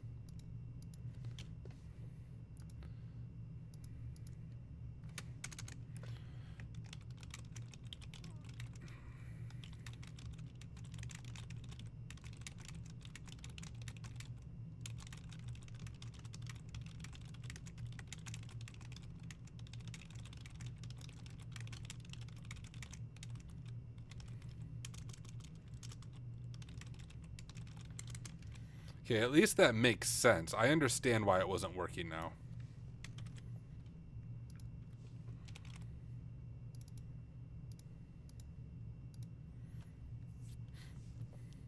My monitor's sweating bullets. Yeah, dude. It almost got a microphone through it. But y'all, yeah, I didn't technically rage quit, right? After almost rage quitting 100 times. We got it.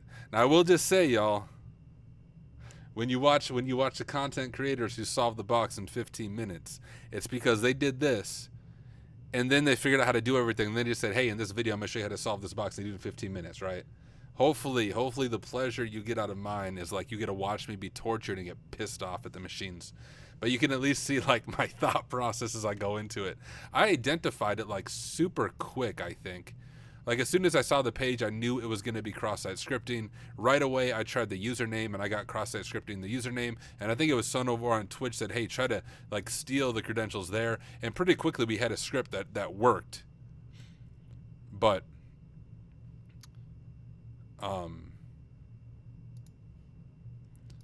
there was some silliness. I mean, we can see the password. Why is my password so strong? I don't know. That's the password.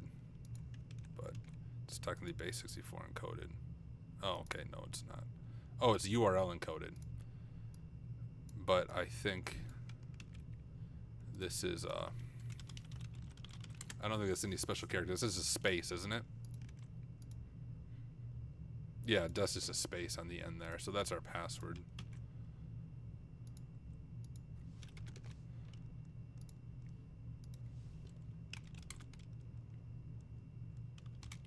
SSH is Jack at what are we doing? WhyHackMe? My brain's so fried I can't even remember the name of the machine.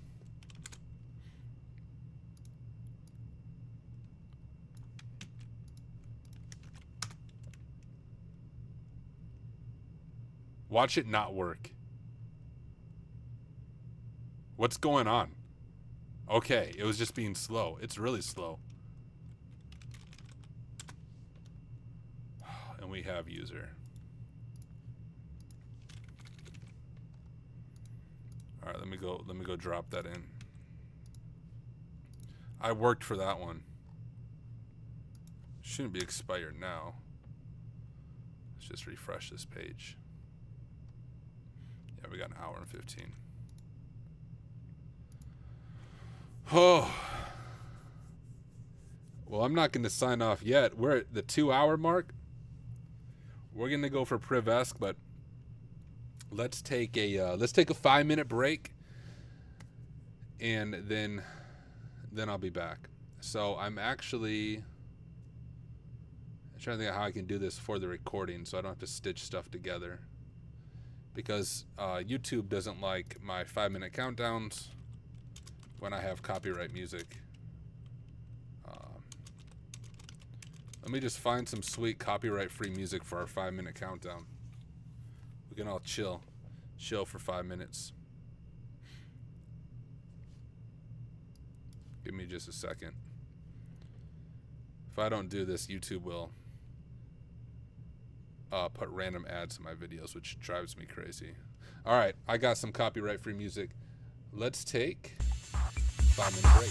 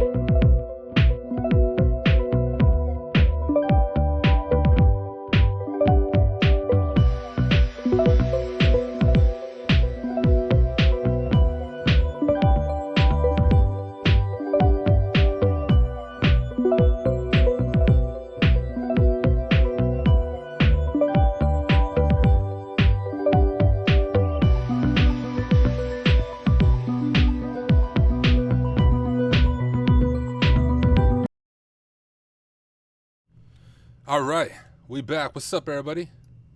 Turn the audio of the desktop down. Make sure I didn't miss anything in the chat. Play my mixtape, trying to make it big. Send it my way, dude. Fasky Live said, I'm waiting for a day where I'm able to solve boxes like you. I mean, without looking a lot into write-ups. Just practice, my man. Or my lady. I'm not sure if you're a boy or girl. Don't want to assume. But it's all just practice. It's like one of my hobbies, y'all, is boxing. Like, pop, pop, pop. And I'm actually getting back into sparring. Used to do a lot of sparring back in the day, wanted to compete. But even when it comes to boxing, the biggest thing with boxing is muscle memory. And the only way to develop muscle memory is you get into the ring, you fight all the time, so that the fighting is just a natural reaction. You know how to block punches, how to slip, how to do things like that. It's the same with hacking. It's just muscle memory over and over and over and over again. Do as many CTFs, as many boxes as you can. And I used to do these all the time, just offline. And then when I started streaming, I was like, screw it. Whenever I do a new machine, I'll just live stream myself doing it, explain what I'm doing. It forces me to understand it better because I have to talk while I do it. And hopefully it encourages other people to realize, like, all of us kind of suck at this and we just stumble our way through it. Work this gizmo. I'm waiting for the day I can look at a write-up and exactly understand what I'm doing. You know, write-ups are good. And the way IPSec wrote a really good article for Hack the Box on how to use a write-up. Would encourage you guys to check that out if you have it. If you just Google IPSec, how to use a write-up, you'll be able to find it. All right. Well, let's see if we can get some privilege escalation here. All right. We're a Jack user. If we go out here, before I even run anything automated, I like to check things like opt. Okay, so I was right. We might have something in opt. Hey guys, after the hacks and files have been placed in user libcgi bin, and when I try to remove them, they won't, even though I am root. Please go through the pcat file and opt and help me fix the server. And I temporarily block the attacker's access to the back door by using IP table rules. The cleanup of the server is so incomplete, I need to start by deleting these files first. Okay, let's copy this information. And let's see if we can get this pcat file. If we go to cd to WhyHackMe. Okay. And on here, we're going to do we have Python? Okay, cool. We'll do that. And then we'll do wget from whyhackme.thm 1337 capture.pcap. Is that what it was called? Yeah.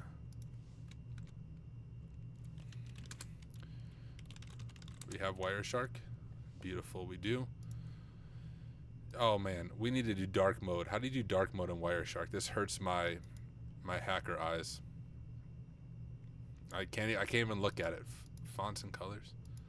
I know there's dark mode. I just can't think of how to do it. Someone tell me how to enable dark mode before my eyes fall to my head.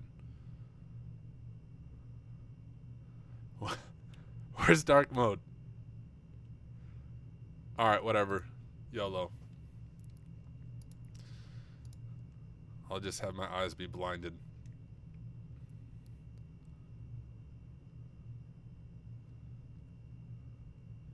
No, I need dark mode. How the frick do you do dark mode?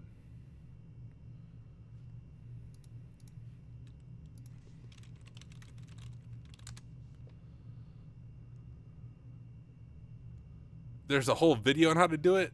What, is there not an easy way? What? I don't want Windows. Oh my gosh, experiential. All right. We'll just have to let our eyes bleed at this. And we can kind of glance through some of this stuff. We have some TCP traffic. What's this? SYNAC ACK stuff, encryption stuff. Did not have any. It's really not that big. We kind of stepped through some of this. But what's the IP of our web server? Which one's the attacker? Is it all encrypted?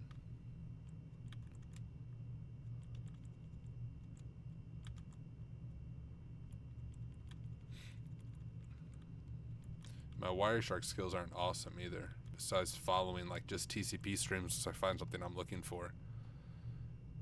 But I'm not seeing any.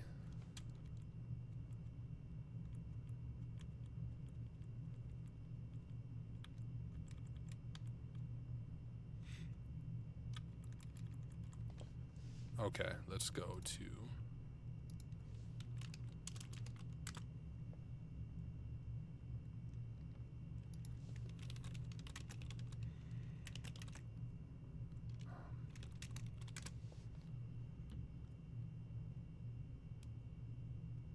Yeah, that's what I'm looking for.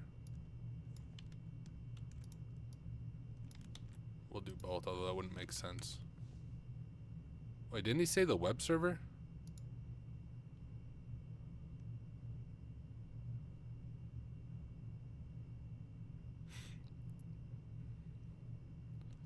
Oh no, maybe it's, well, yeah, well, not through the web server then, I guess. Whoops, opened the wrong window.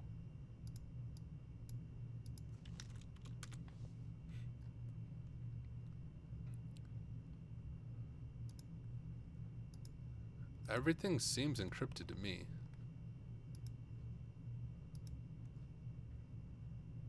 Oh.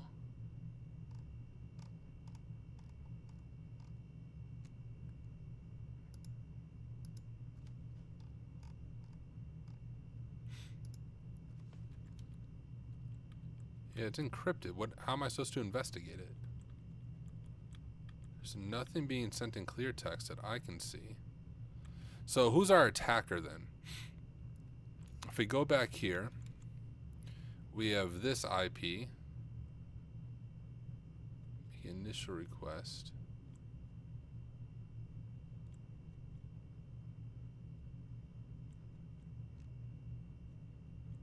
I don't know how to decrypt it.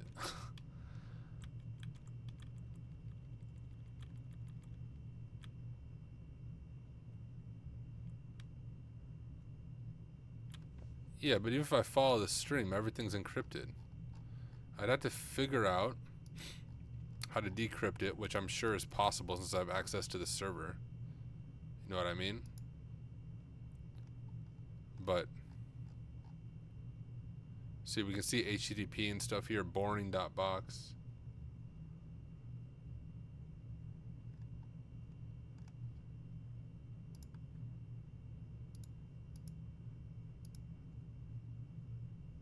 Oh, I can close that web server out.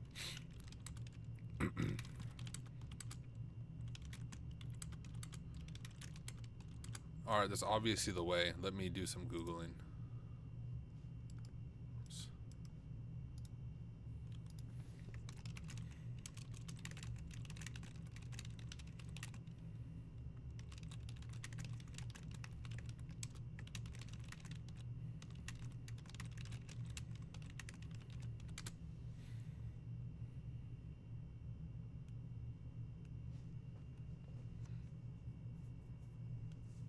I can load the cert in my capture, decrypt it. Cool.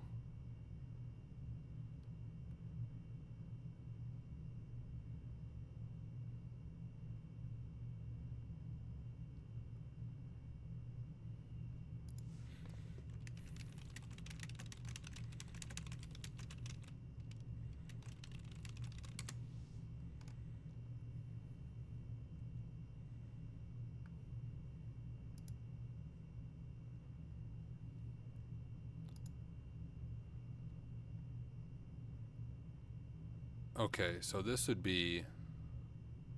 This is Apache that's running, right?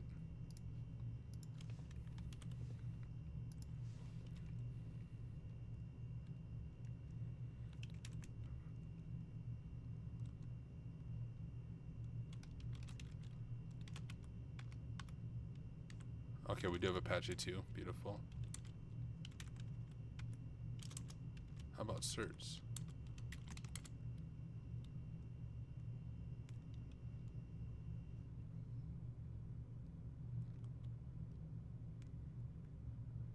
Would it be these then?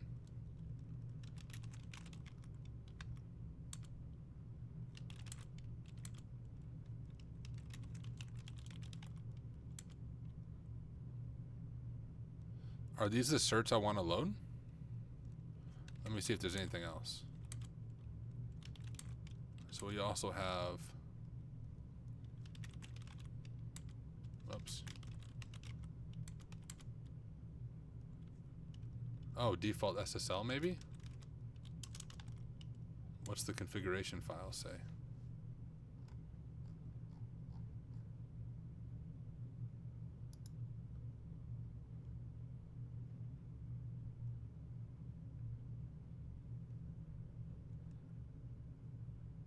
Or is one of these the keys? Because this isn't commented out.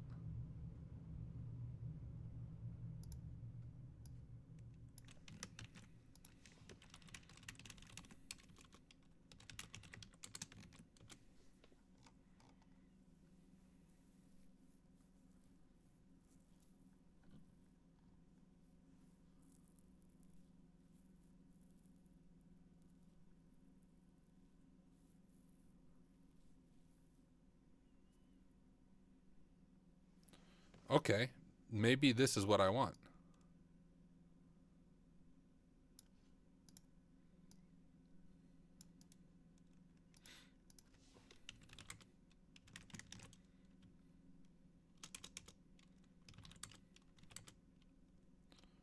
Oh, shoot. I can't freaking read it. Well, that's going to be an issue. Maybe it's the other cert then?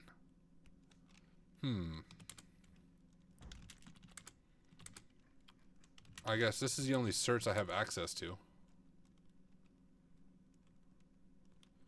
So I think it'd be the Apache key.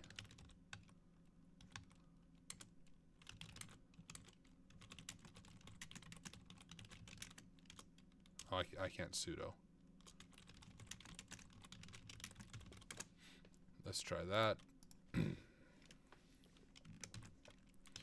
CD TryHackMe, Y, whatever. WhyHackMe, THM. I forgot the name of it. Apache.key. Okay.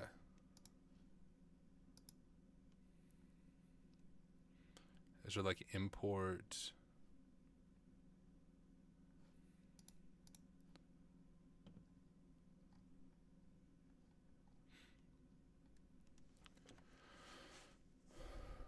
Edit preferences protocols SSL. All right, edit preferences protocol.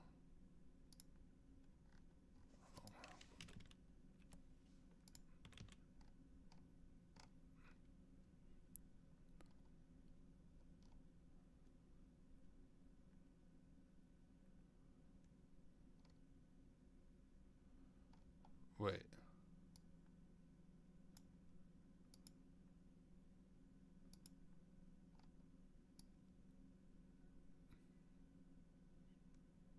Did I miss it? Am I blind?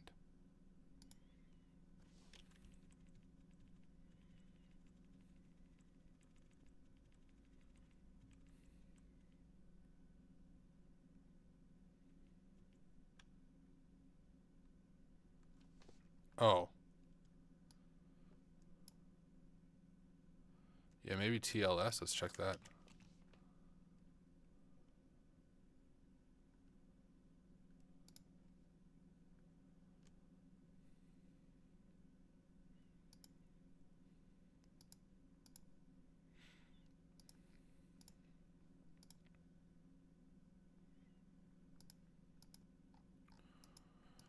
Okay, don't think that worked. Do I have to do something after I do that?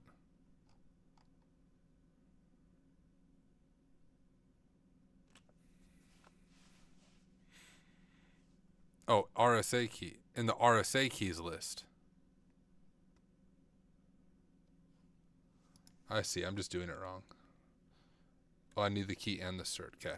Let's get the files I actually need. You guys can see how often I do Wireshark. Oh, I don't know why I stopped that.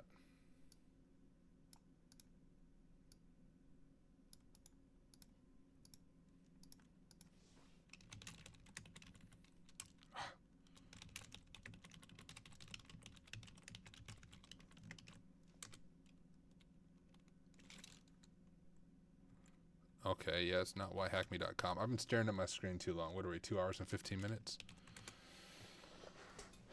All right. Let's fix what I probably already broke. If we go to edit preferences, let's turn off the one that I did. I saw TLS now. Let's just delete this. Does that delete it?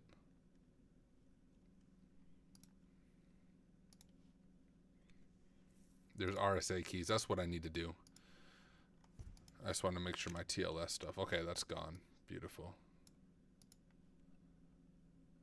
Okay.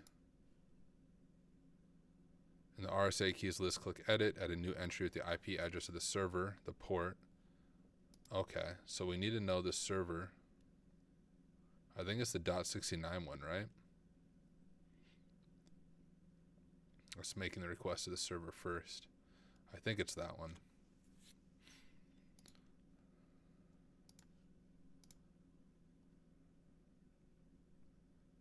Oh, the frick, I don't know what I'm doing.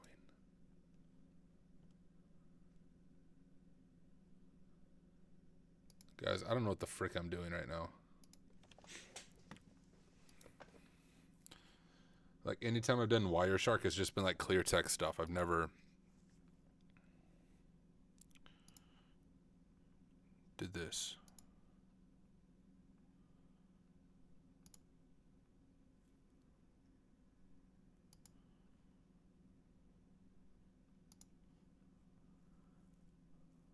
And there is no SSL, but I have RSA keys. Click edit. I can't click edit. There is no, oh, RSA section in TLS. Word. Ah, thank you guys. That makes more sense. So then we want our IP.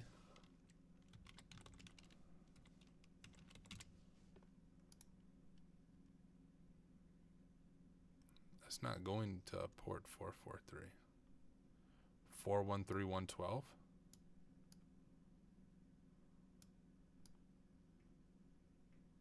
Why would that be the port?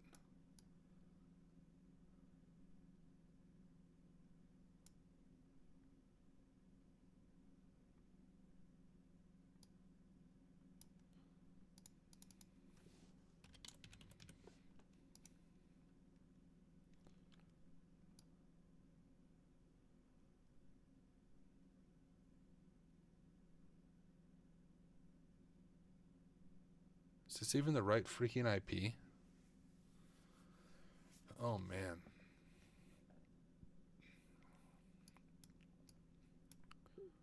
I need to close this out for now.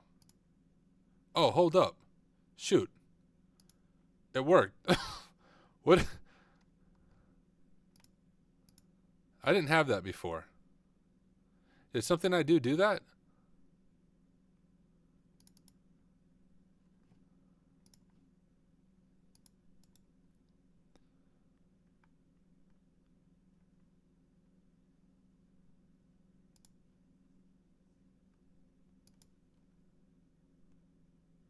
Guys, I accidentally decrypted that.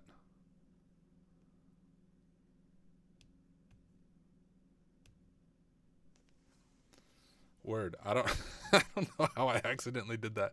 I'll go with it. What am I supposed to do with that? Am I supposed to go to that file?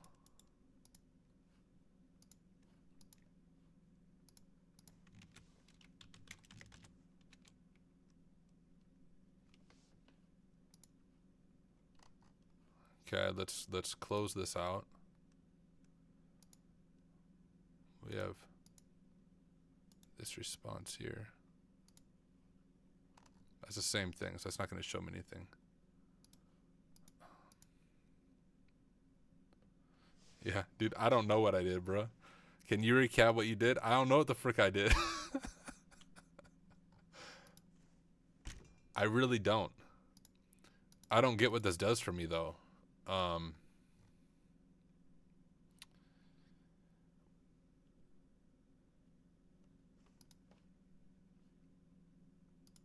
Oh, you're right. The notes. What do you say in the notes? Temporarily, after the hack, some files in place there, and when I try to remove them, they won't, even though I am root. Please go through the PCAP. Okay.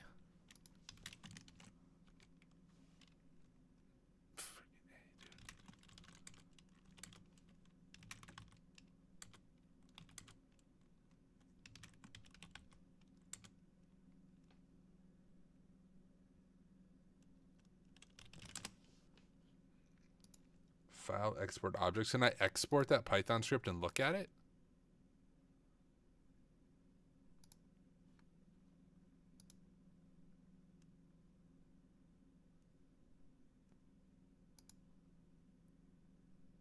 Oh, no way.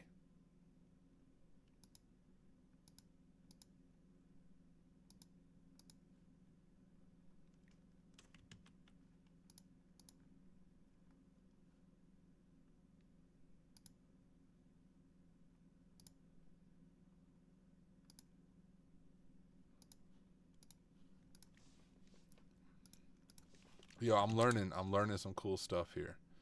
So we have this key. Is that, oh, we have a key and initialization vector. Oh, because it's CGI bin type stuff.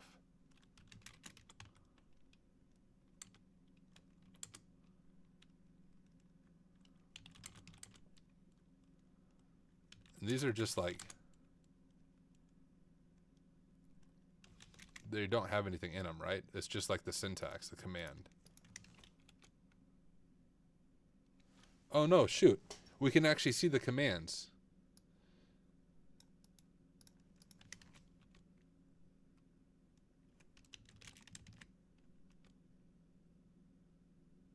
Wow. It's a web shell. And is it still on the server then?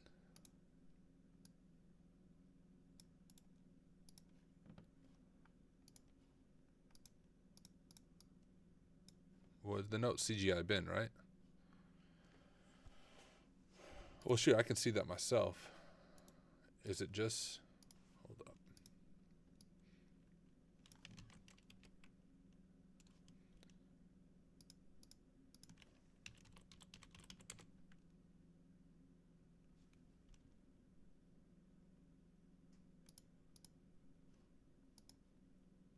What if I make a curl request? Oh, port. Oh, check the port. Good call. You're right. It wasn't on a common port. So again, if it's only accessible from the server, is this... It's frozen. Or is it just because I have this open?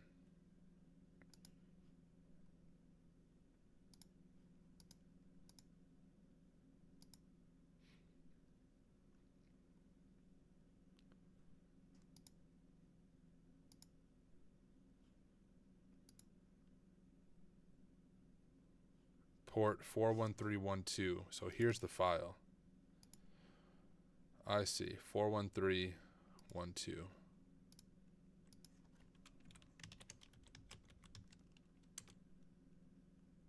Although it might only be accessible locally, because I didn't see that port open on our scan.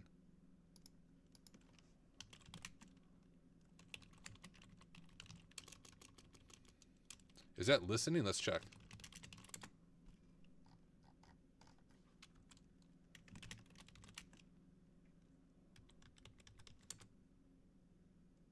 Okay. So it's just listening locally. I see.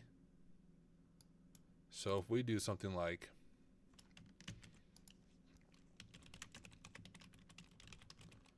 localhost,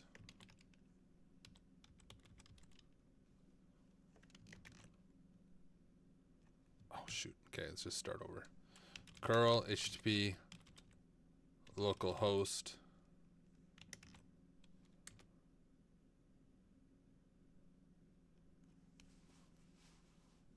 Oh, I had an issue in my syntax. If I could type localhost, there, let's try that.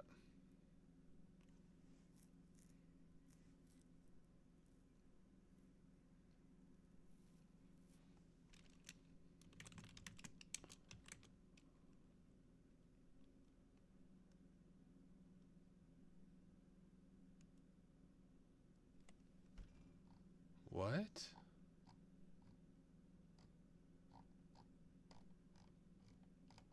What up, Morehouse Hacks? Thanks for rating, my friend.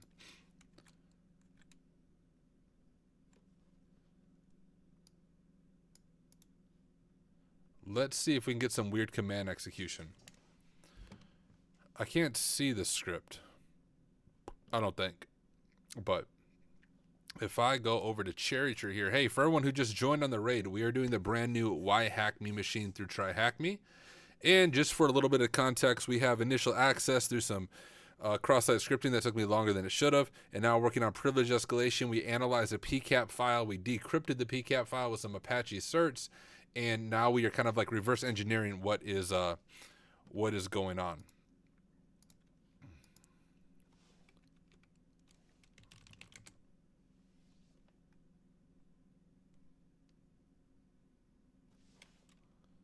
How does this work?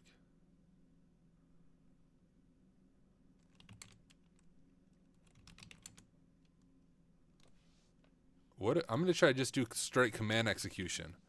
So let's just see if we get command execution. If I do something like wget plus 10.13.4.234 test.txt, can I get command injection as a different user? And then if I can I just get a shell that way?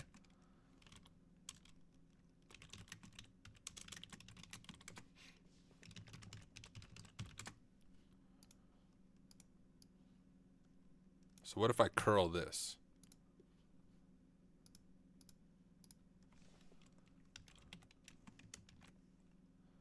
Thanks, Morehouse Max. Appreciate the raid.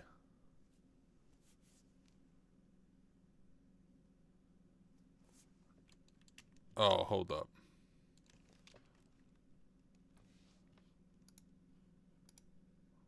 What did that? Let's try that again. Curl.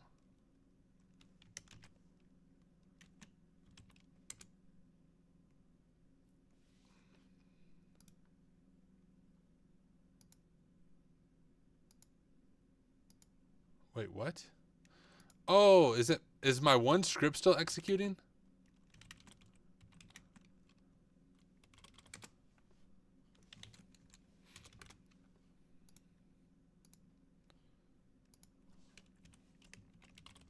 My one script, my one JavaScript thing might still be executing here.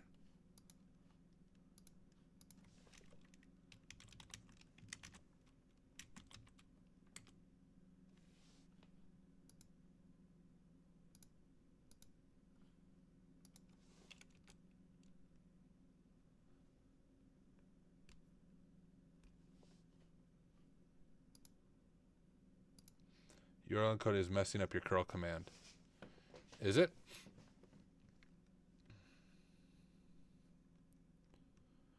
Why? I can't even connect to the local host. That's my issue.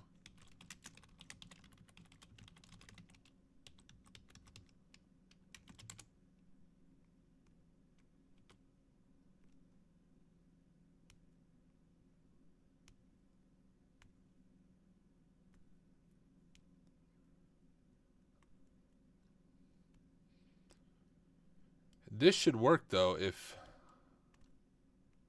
I can't even connect to it.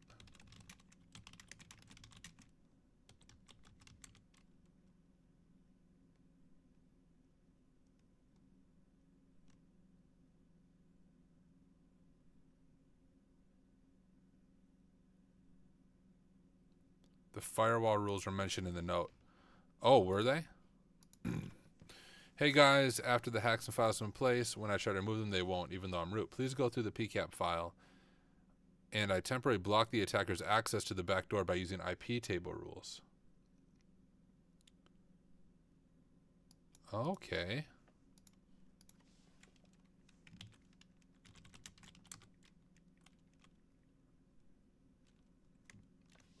I'm going to type that wrong if I type it manually.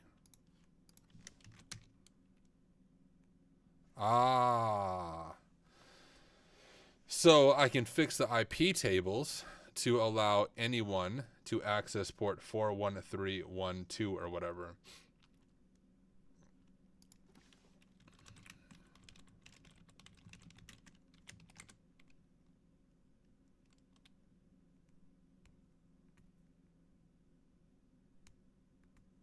I don't know why I just got that error again.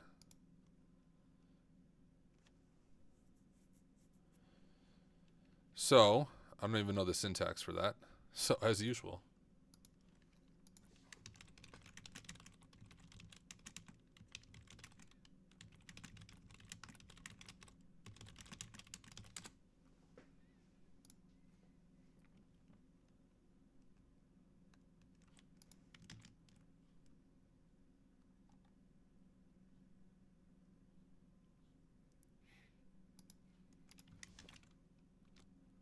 All right, now if we list it.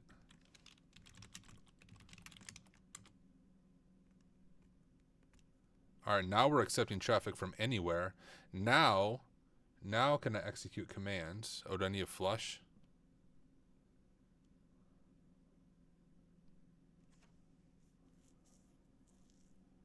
Do I need to do anything? Do I need to like reset IP tables at all? Matches all traffic. I option, for example. Oh, just so it's consistent across reboots.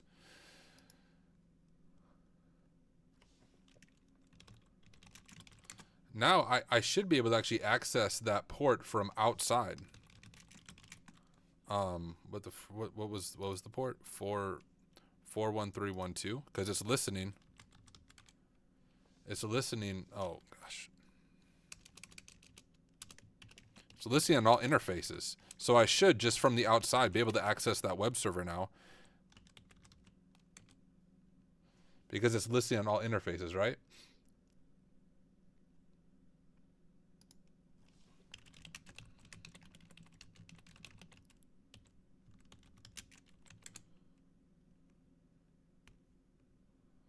Nope, maybe I'm wrong.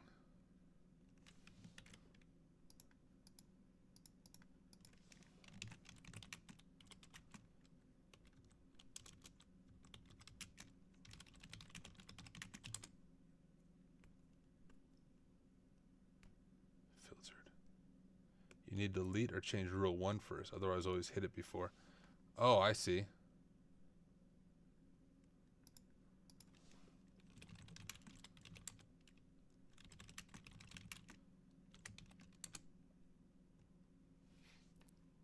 Oh, good call, good call. So, how do I...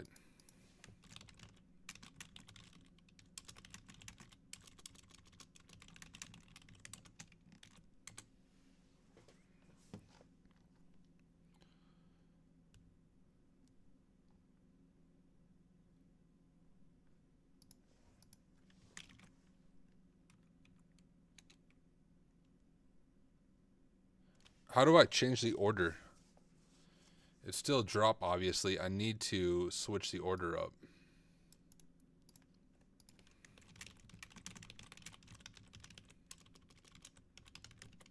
Can I just flush the rules? Let me go with AZ Cowboy once.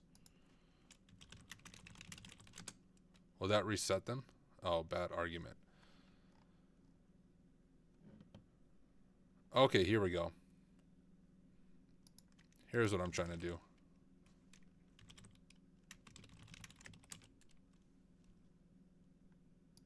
Okay. How about that? Now it's open. Yeah, now we're getting somewhere, ladies and gentlemen. Now I have a web shell, I think, if I do this.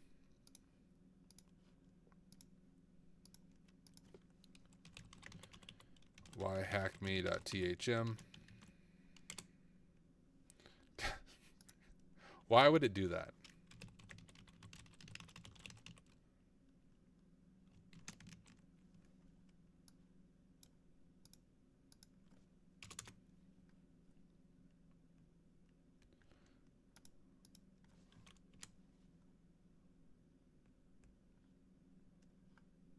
Okay. All right, word. I'll just try to curl it.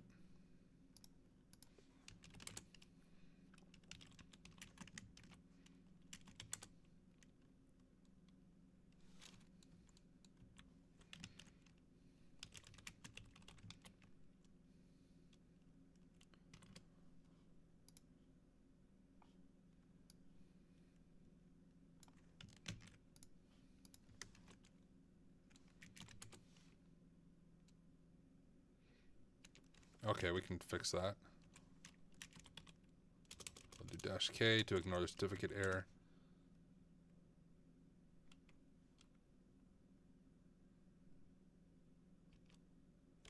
Doesn't -K ignore that?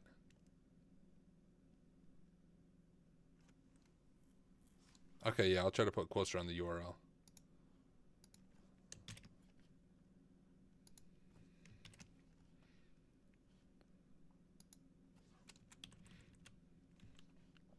We're getting really close, though, I think.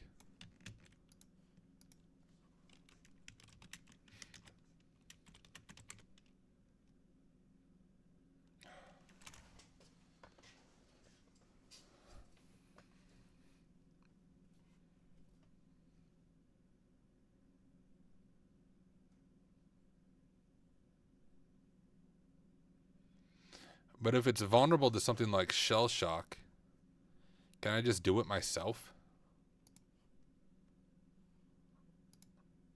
Well, no, they didn't. No, I don't think so.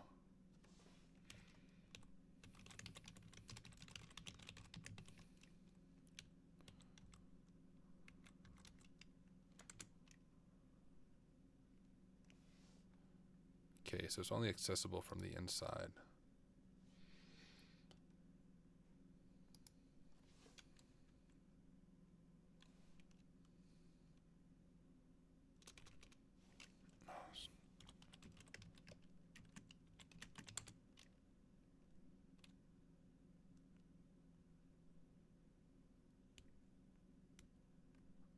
Okay, so I actually hit it there.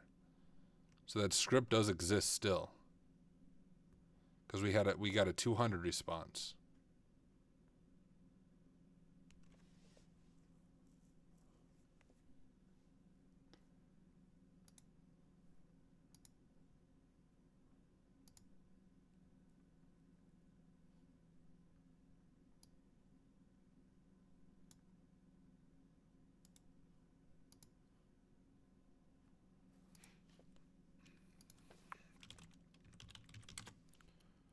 What if I do it?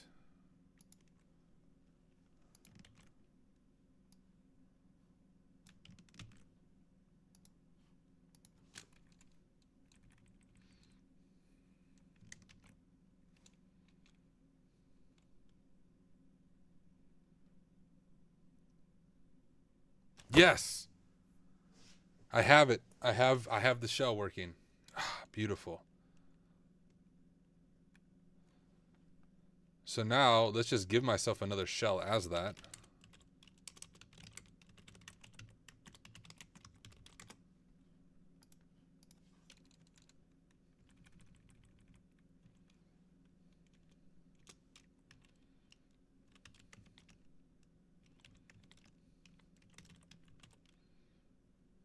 I'm doing my syntax wrong here. Netcat. Is it netcat? I'm confusing myself by looking at URL encoded.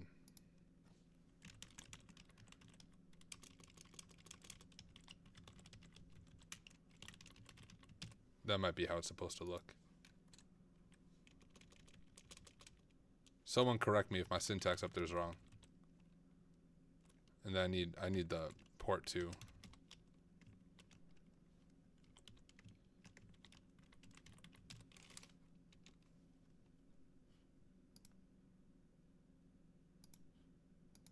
Okay, yeah, my syntax is definitely wrong there.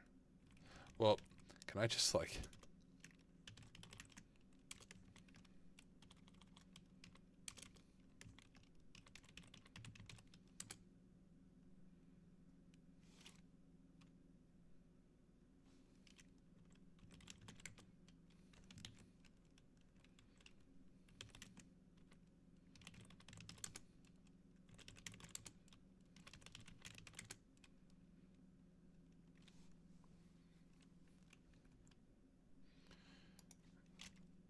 Can it...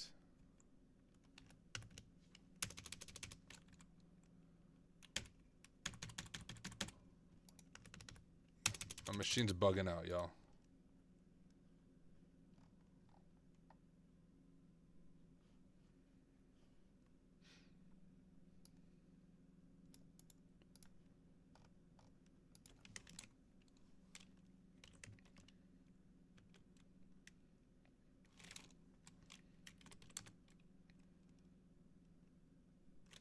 This is still working, right?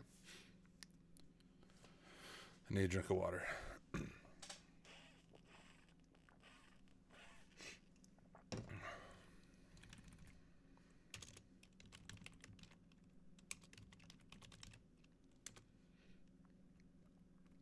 Oh wait, I'm not on Windows, guys.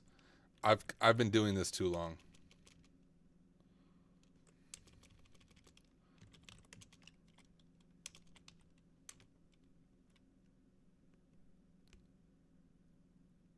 Oh gosh, it can run everything.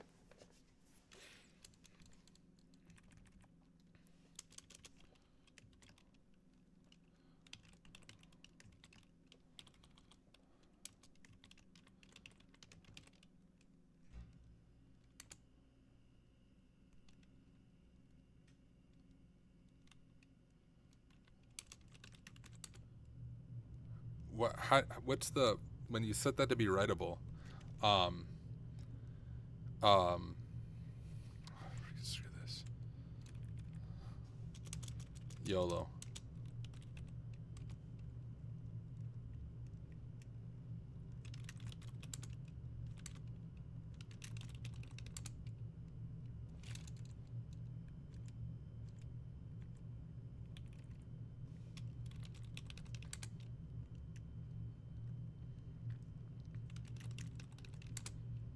Ha!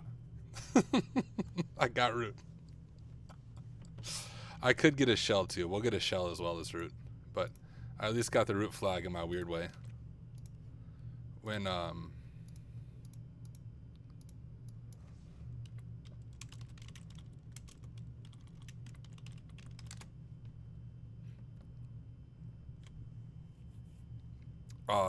you can just run it as root then at that point, I think. I mean, I suppose we have root execution. There's a lot of things that we could do. Let's just try to get my netcat shell.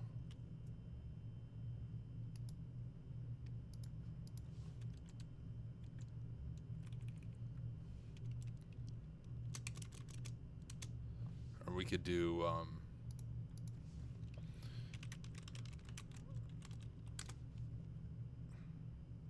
oh yeah, just echo a key over. I could do that as well. There's a lot of things you can do. I'm trying to figure out if my netcat syntax is wrong though. Am I doing that wrong? No, okay, I was doing it right. I'm gonna try that one more time.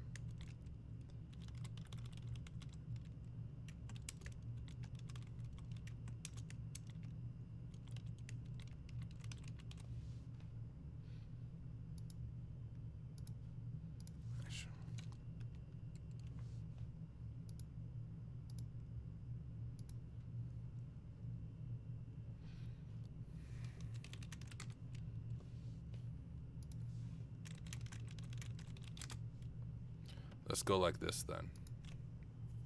I don't like this DuckDuckGo freaking search. If I take this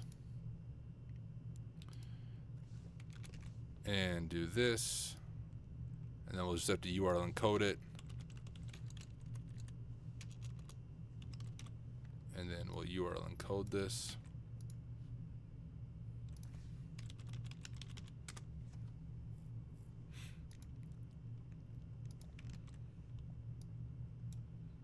Since we're doing it as a web command, and then if we go back to here,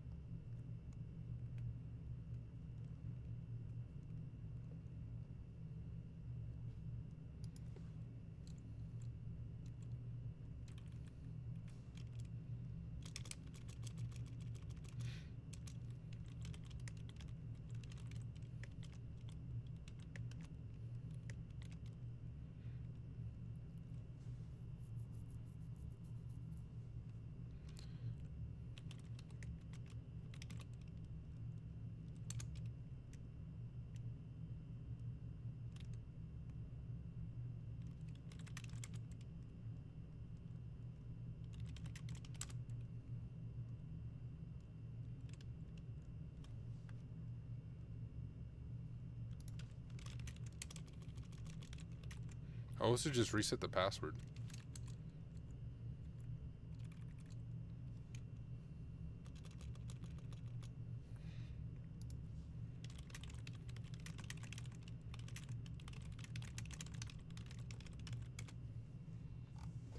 Usually you do like password and then it prompts you.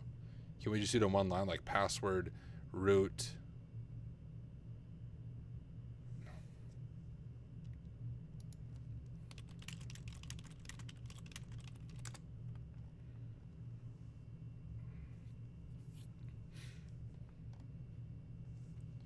Oh my gosh. I mean, I already have the root thing. I don't know why I'm having issues just getting a shell. Let's do let's do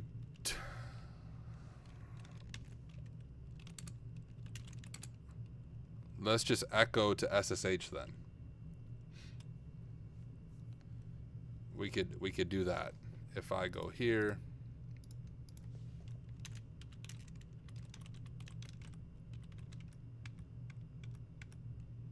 oh, I don't even have an IDRSA key. I have to pub that. Okay, that's what I'm thinking about. That's what I was trying to do. Thank you, Kyle. That was my initial thought process. Let's just do that.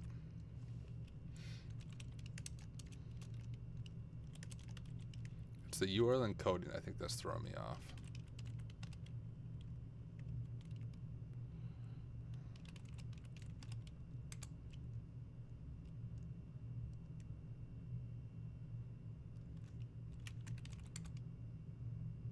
It's not working.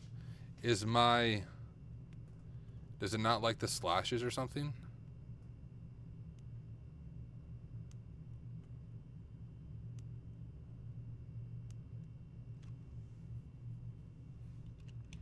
Let me just see if Netcat works this way. Gosh, if I could type. Okay, so this Netcat binary doesn't have this, but I can put the Netcat binary on there that has it. Freaking A, why do I not have it?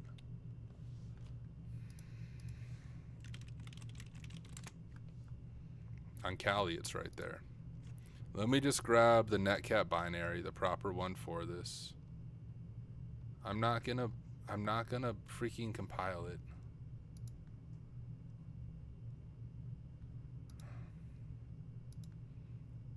I want the Linux binary. Or I'm just gonna quit. I already have root. I'm basically wasting my time now. I'm at almost 3 hours of streaming, guys. My brain is done working. My brain doesn't work anymore. Let me do this. I can't do this for 3 hours. I literally just start having lots of issues with the way my mind works.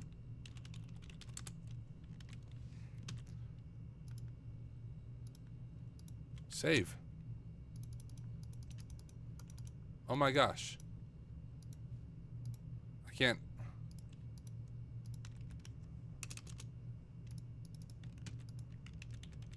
Guys, I can't close this. What the frick? Wow.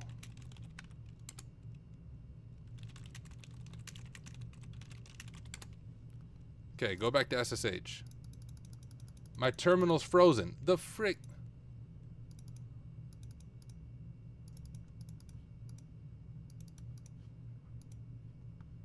What?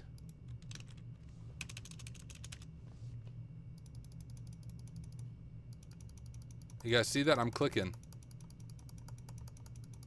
Oh my gosh.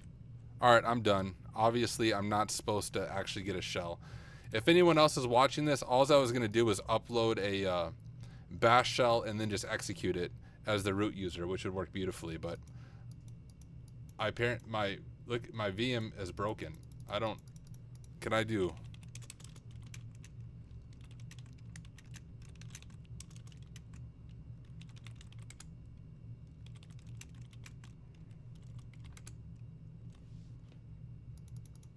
No, it's like legit freaking frozen. All right, whatever. I finished the machine. We got root. My freaking entire VM died, but that was 3 hours of straight streaming. My mind stopped working by the end anyways. But if anyone else is following along, you could easily get a root shell just by uploading a reverse shell.sh script and then using that weird shell to execute it, and then you're the root user. But I'm not going to reboot my VM just to do that. I'm going to call it a night. So guys, thank you for hanging along for 3 freaking hours. I'm good, I think, for about an hour and a half. After an hour and a half, I cannot think and talk and stream anymore. My brain just stops working. But hey, had fun. We did finish the room eventually. That was a lot of fun. So Room Creator, if you ever watch this, all 3 hours of it, kudos. I did enjoy it. Minus my weird like alert issues I had in the very beginning. But thank you everyone for taking the time to hang out with me for 3 hours. And I'll see you on the next one. See ya.